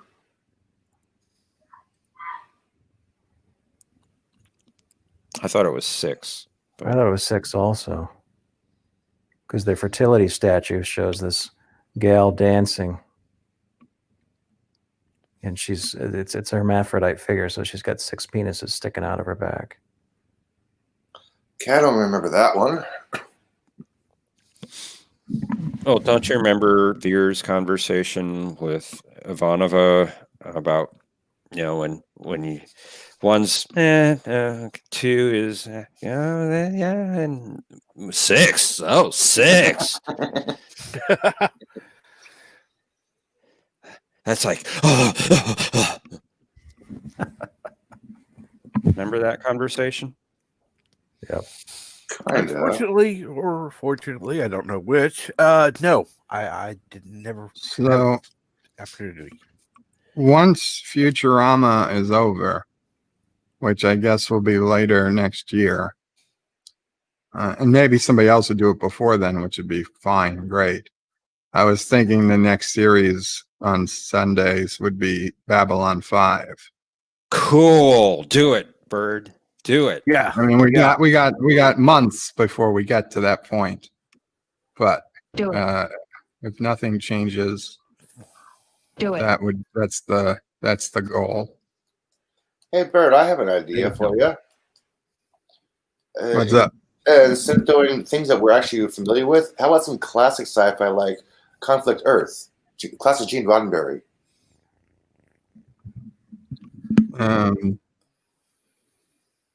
Maybe after Babylon 5. Well, Space 1999. Have you seen Babylon 5, Bird? I saw some episodes. I honestly not a lot to know I mean, I know overall it was a space station and there was the guy with the weird hair, and I used to watch it like when DS9 was on. But I kind of fell out of watching it. I tried watching it again years later. I think I got maybe half a season in and stopped. See, with Babylon 5, you have to get through the first season and into the second. Once you get into the second, it rocks. Yeah. It's Shepard. Sorry, Mike. And then once you get into like seasons 3 and 4, you look back at season 1 and go, "Oh, that's why they did that. Oh, that's why that happened." There are so many small moments. Yeah, definitely. The replacement of Shepard.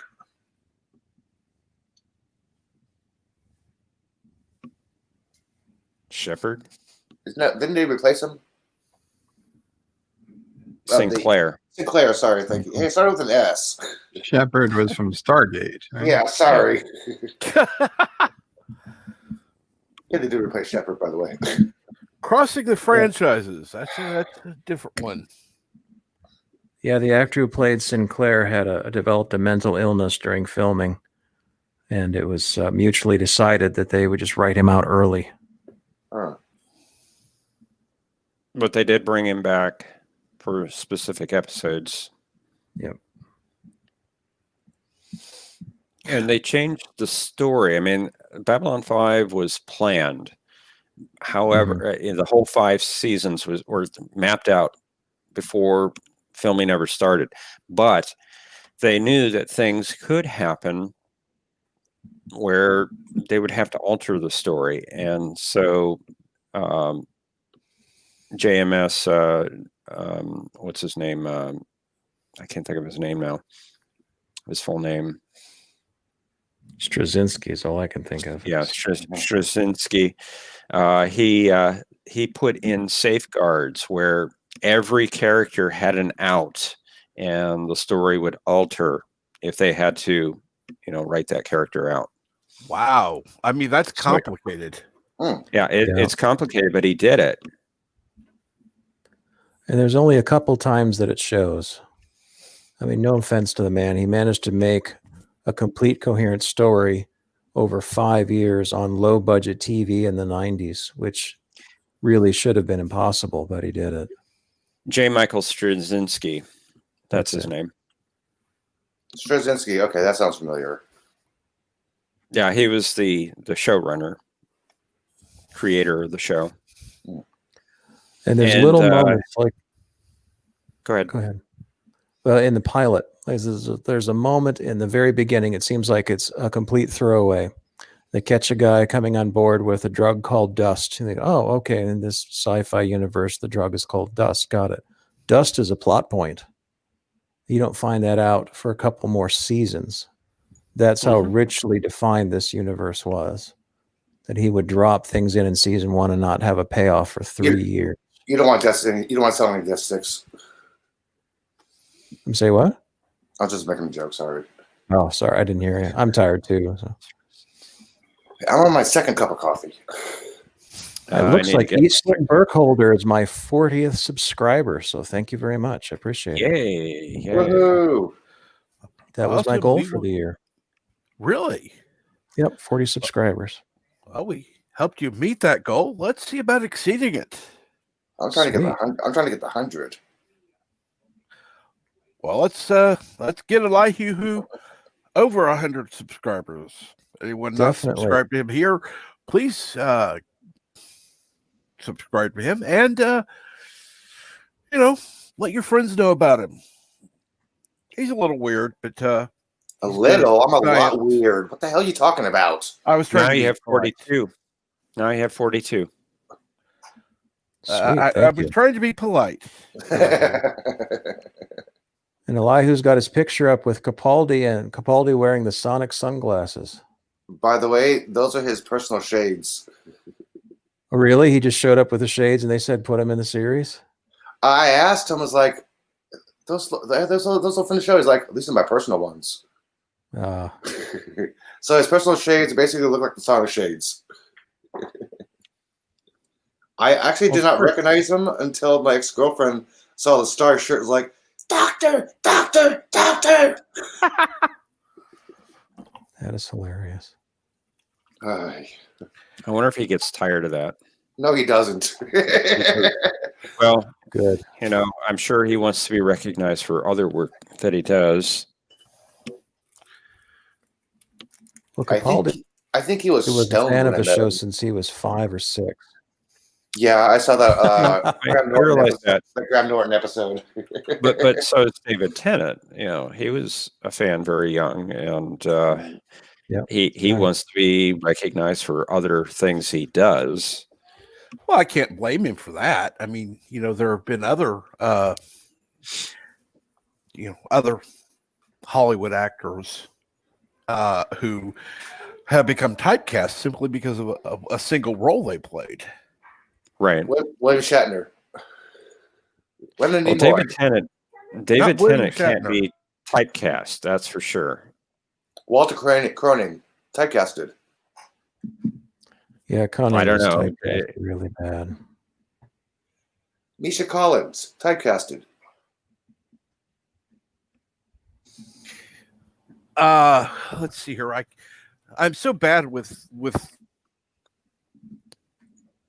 the names. Like, what was that actress? She played Aunt B. That was kind of typecast into that. Andy Griffith. Yeah, Andy Griffith show. Yeah. Yeah. Shit. What was her name? I don't know. She apparently was hell to work with. Frances Bouvier. Bouvier. That's it. Bouvier, sorry. Bavier. Sorry. Jackie Kennedy was Bouvier. She was Bavier. Sorry. I heard a lighter.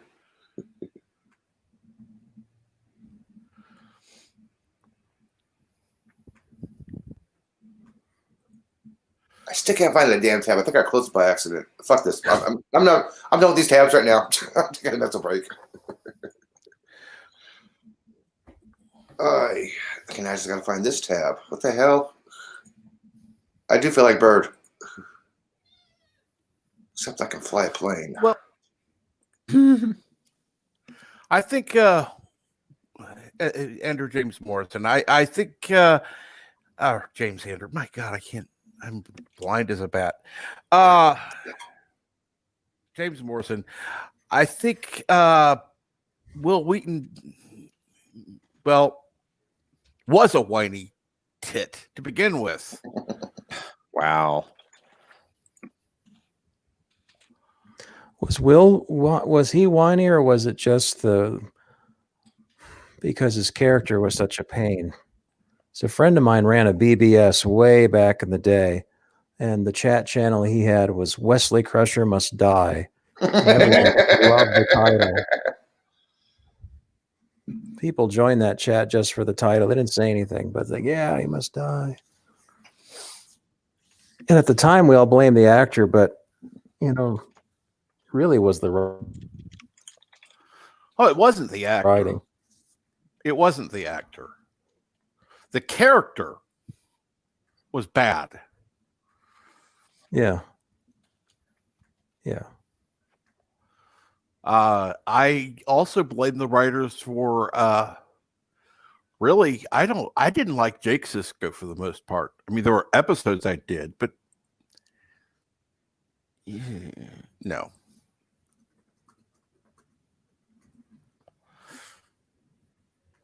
Robert Pattinson is in talks to reprise his role as Batman in Spider-Man 3. Really? That just came over the wires. He's sabotaging Batman, and now they're going to give him Spider-Man? I'm reading. Robert Pattinson is in talks to reprise his role as Batman in Spider-Man 3.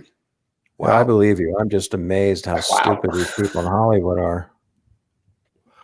Well, they already have Andrew Garfield, Tom Holland, and Tobey Maguire as Spider-Man. And hello, that Nigel movie guy. How are you? Shut up, Wesley.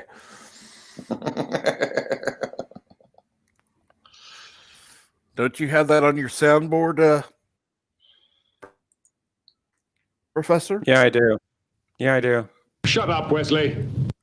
Shut up, Wesley. Shut up, kid. I like that. I want that to play at Wheaton's funeral. Wow. I am grouchy in the morning. I am so sorry. Groucho? You're a Marx Brothers? Oh, I'm definitely a Marx Brothers fan. I can't do Groucho, though. He's just too good. I can do Harpo really well. Yeah, Harpo's easy. He's funny. No words. Easy.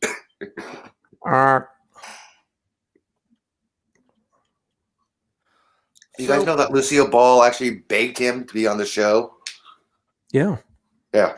Yep. And they did that. They did the mirror routine. Yeah, she begged him to be on the show. It wasn't a guest thing. It was like, please, please, please be on the show. Oh, I get you now. Sorry. Yeah. Yeah, It's funny. She could have gotten Chico for a song because he was always running up gambling debts and needed the money. Well, George Reeves, the George Reeves Superman episode, that was a surprise Lucille Ball.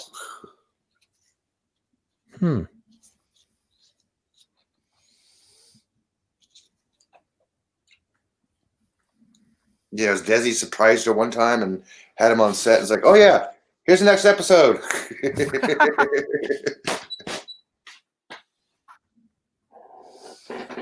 And for any of you who like retro gaming, and you could watch that Nigel Movie Guy's channel. He is. I'm trying to remember what games he's playing now, because I know he's trying to go through 10 different games in December.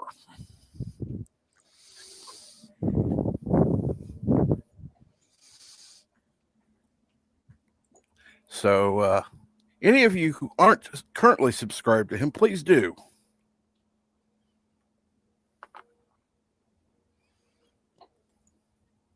Is there anyone else out there that we should be subscribed to?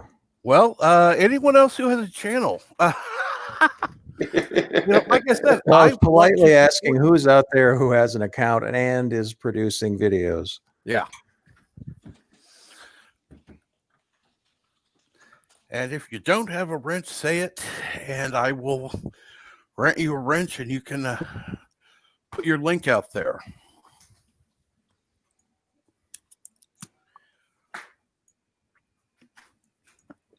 Because, as I said, I want to support other creators out there.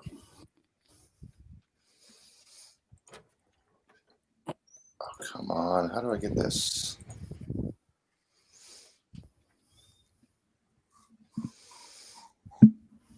I'm trying to set up the stream elements thing, and I'm like, how the hell?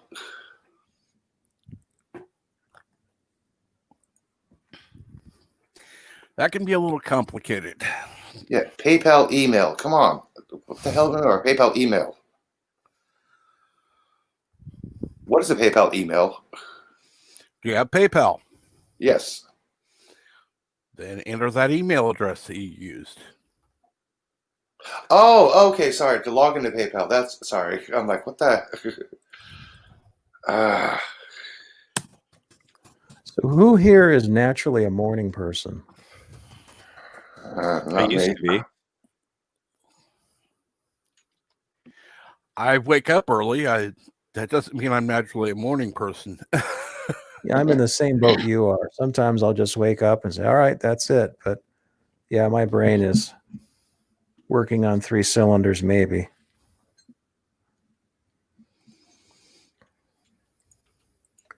The cats help me wake up. They're always fun. Oh, I bet.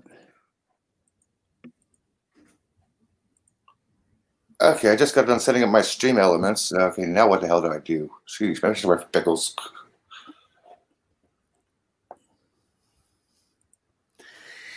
LTG pixels, LTG pixels, LTG pixels. It didn't work. Well, you never know. Yeah, I'm not talking about Tiki, so he's not showing up. Yeah. It's too early for him anyway.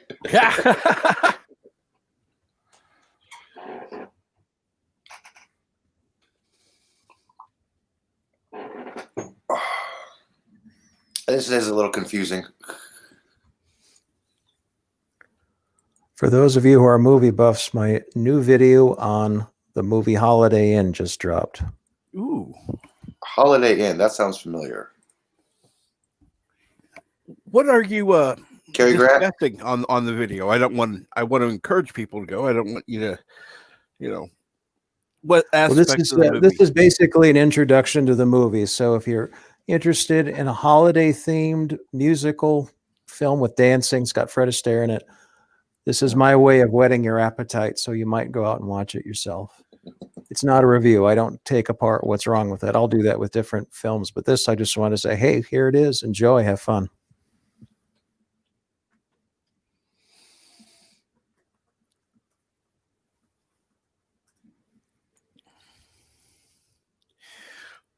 Well, let me ask this. Is there anything that most people may not know about Holiday Inn that you know of? It's got Bing Crosby, so if you like his singing, there it is. Whoops, hold on just a second. I heard an echo on a YouTube page. Yeah, an echo, that's my fault. I'm sorry. It's got Bing Crosby singing, it's got Fred Astaire dancing, and it is the world premiere of the song White Christmas. Oh. Yep. Hey guys, I just got a notification here. Jedi Bill is doing his morning blend in about 13 minutes. And you Sorry, can go ahead. 11 minutes. And Elihu, if you like, you can go ahead and post that link in the chat for anyone who is interested in going there. If anyone wants to hear a cool guy sing some AC/DC better than Ansel could, that's Jedi Bill.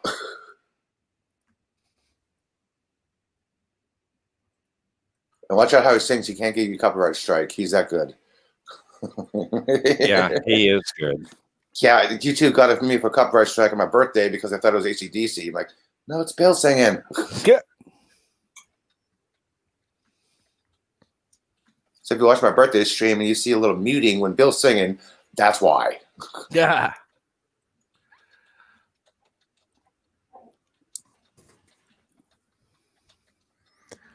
That's something I'd like to learn how to do, is how to avoid copyright claims. I've been getting a copyright strike every week from my countdown video by Little Rocket Launch. The rocket launch is Kirby, the voice of NASA. It's a public domain soundbite. Cypress Hill sampled that countdown in the beginning of a song and has nothing to do with astronomy, astrophysics, NASA, or anything. And they keep on claiming my song as their song. I finally got them to stop disputing it, so. The only thing I did expect them to dispute was Brian May's song.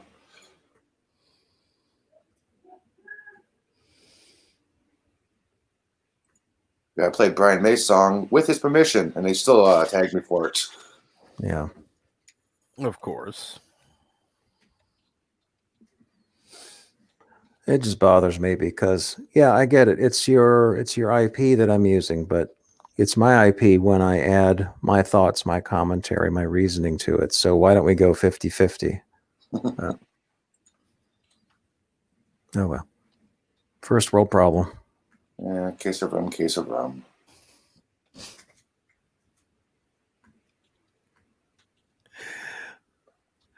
Oh my gosh. Thanks, Kat. What did it do now? Well, my big glass of water just went over. Thankfully, it did not have a lot of water in it, but all the cords are wet, so I just have to do a decent job of drying everything off, and I'll be fine. Kitten's going, oh, yeah, it was fun. Yeah, of course. Mountains of Elysium says, little known fact, the last time Fred Astaire danced on screen was when he danced on an episode of Battlestar Galactica. Really?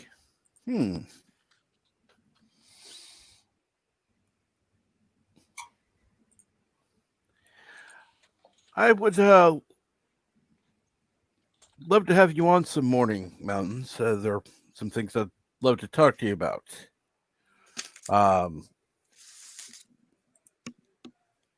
Assuming your work schedule allows for it.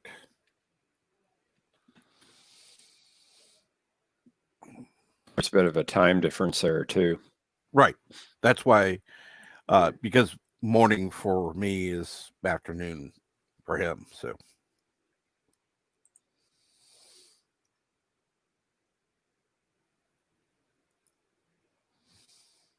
Okay, I'm done with these tabs. And Bill just went live early? Apparently so. Wow.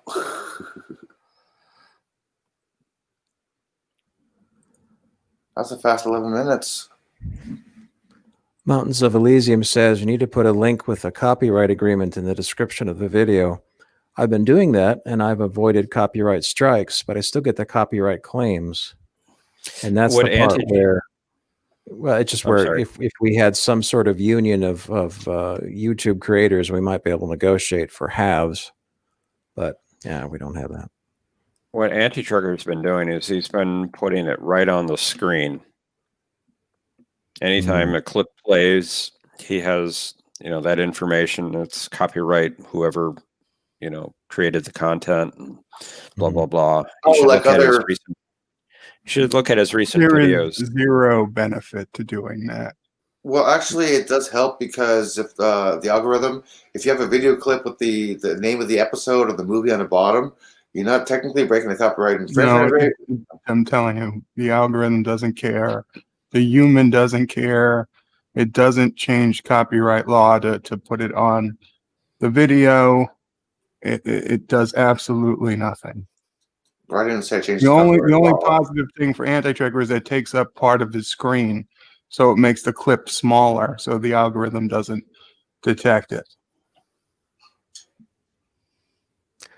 Yeah, I've gone to tilting the image by about 5 degrees, and still the algorithm detected it. I just use all NASA footage on mine. I know Right. NASA's public domain, so if I was to use SpaceX, then I would get a strike. Hmm.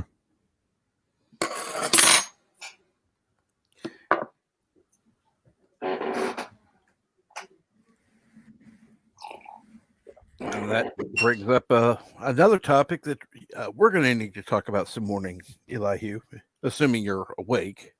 What's that? Well, basically the difference between the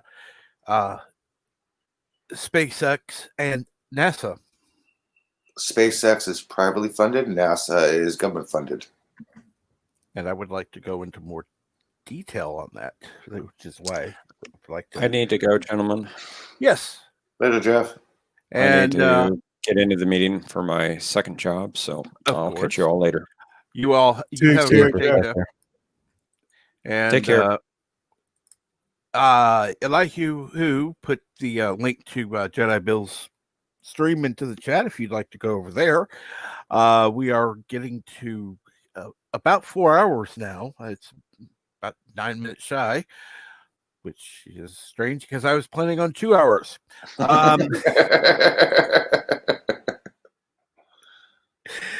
Oh my gosh. Yeah.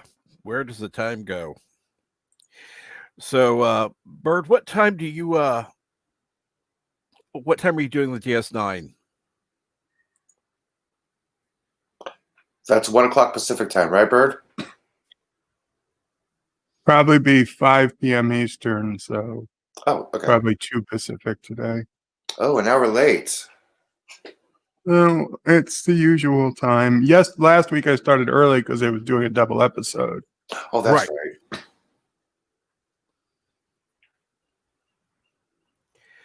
And let's see here. You're going on what time? 2 Central? Pacific. Elihu? Oh, I'm going on 12 Pacific. 12 Pacific, that's 2 Central. Yes. Let's see here. And then old media guy had a video drop, so be sure to check that out. And I'd like to thank everybody who's been on the panel and everybody who's been in chat. It has been very nice having you on. And again, I'm going to be starting to do this every morning at approximately 5 a.m. Central. So I'll be happy to see you all here. I'm going to try to run 2 hours. It may run over. Depends on what's going on. But you all have a great day. And thank you for watching.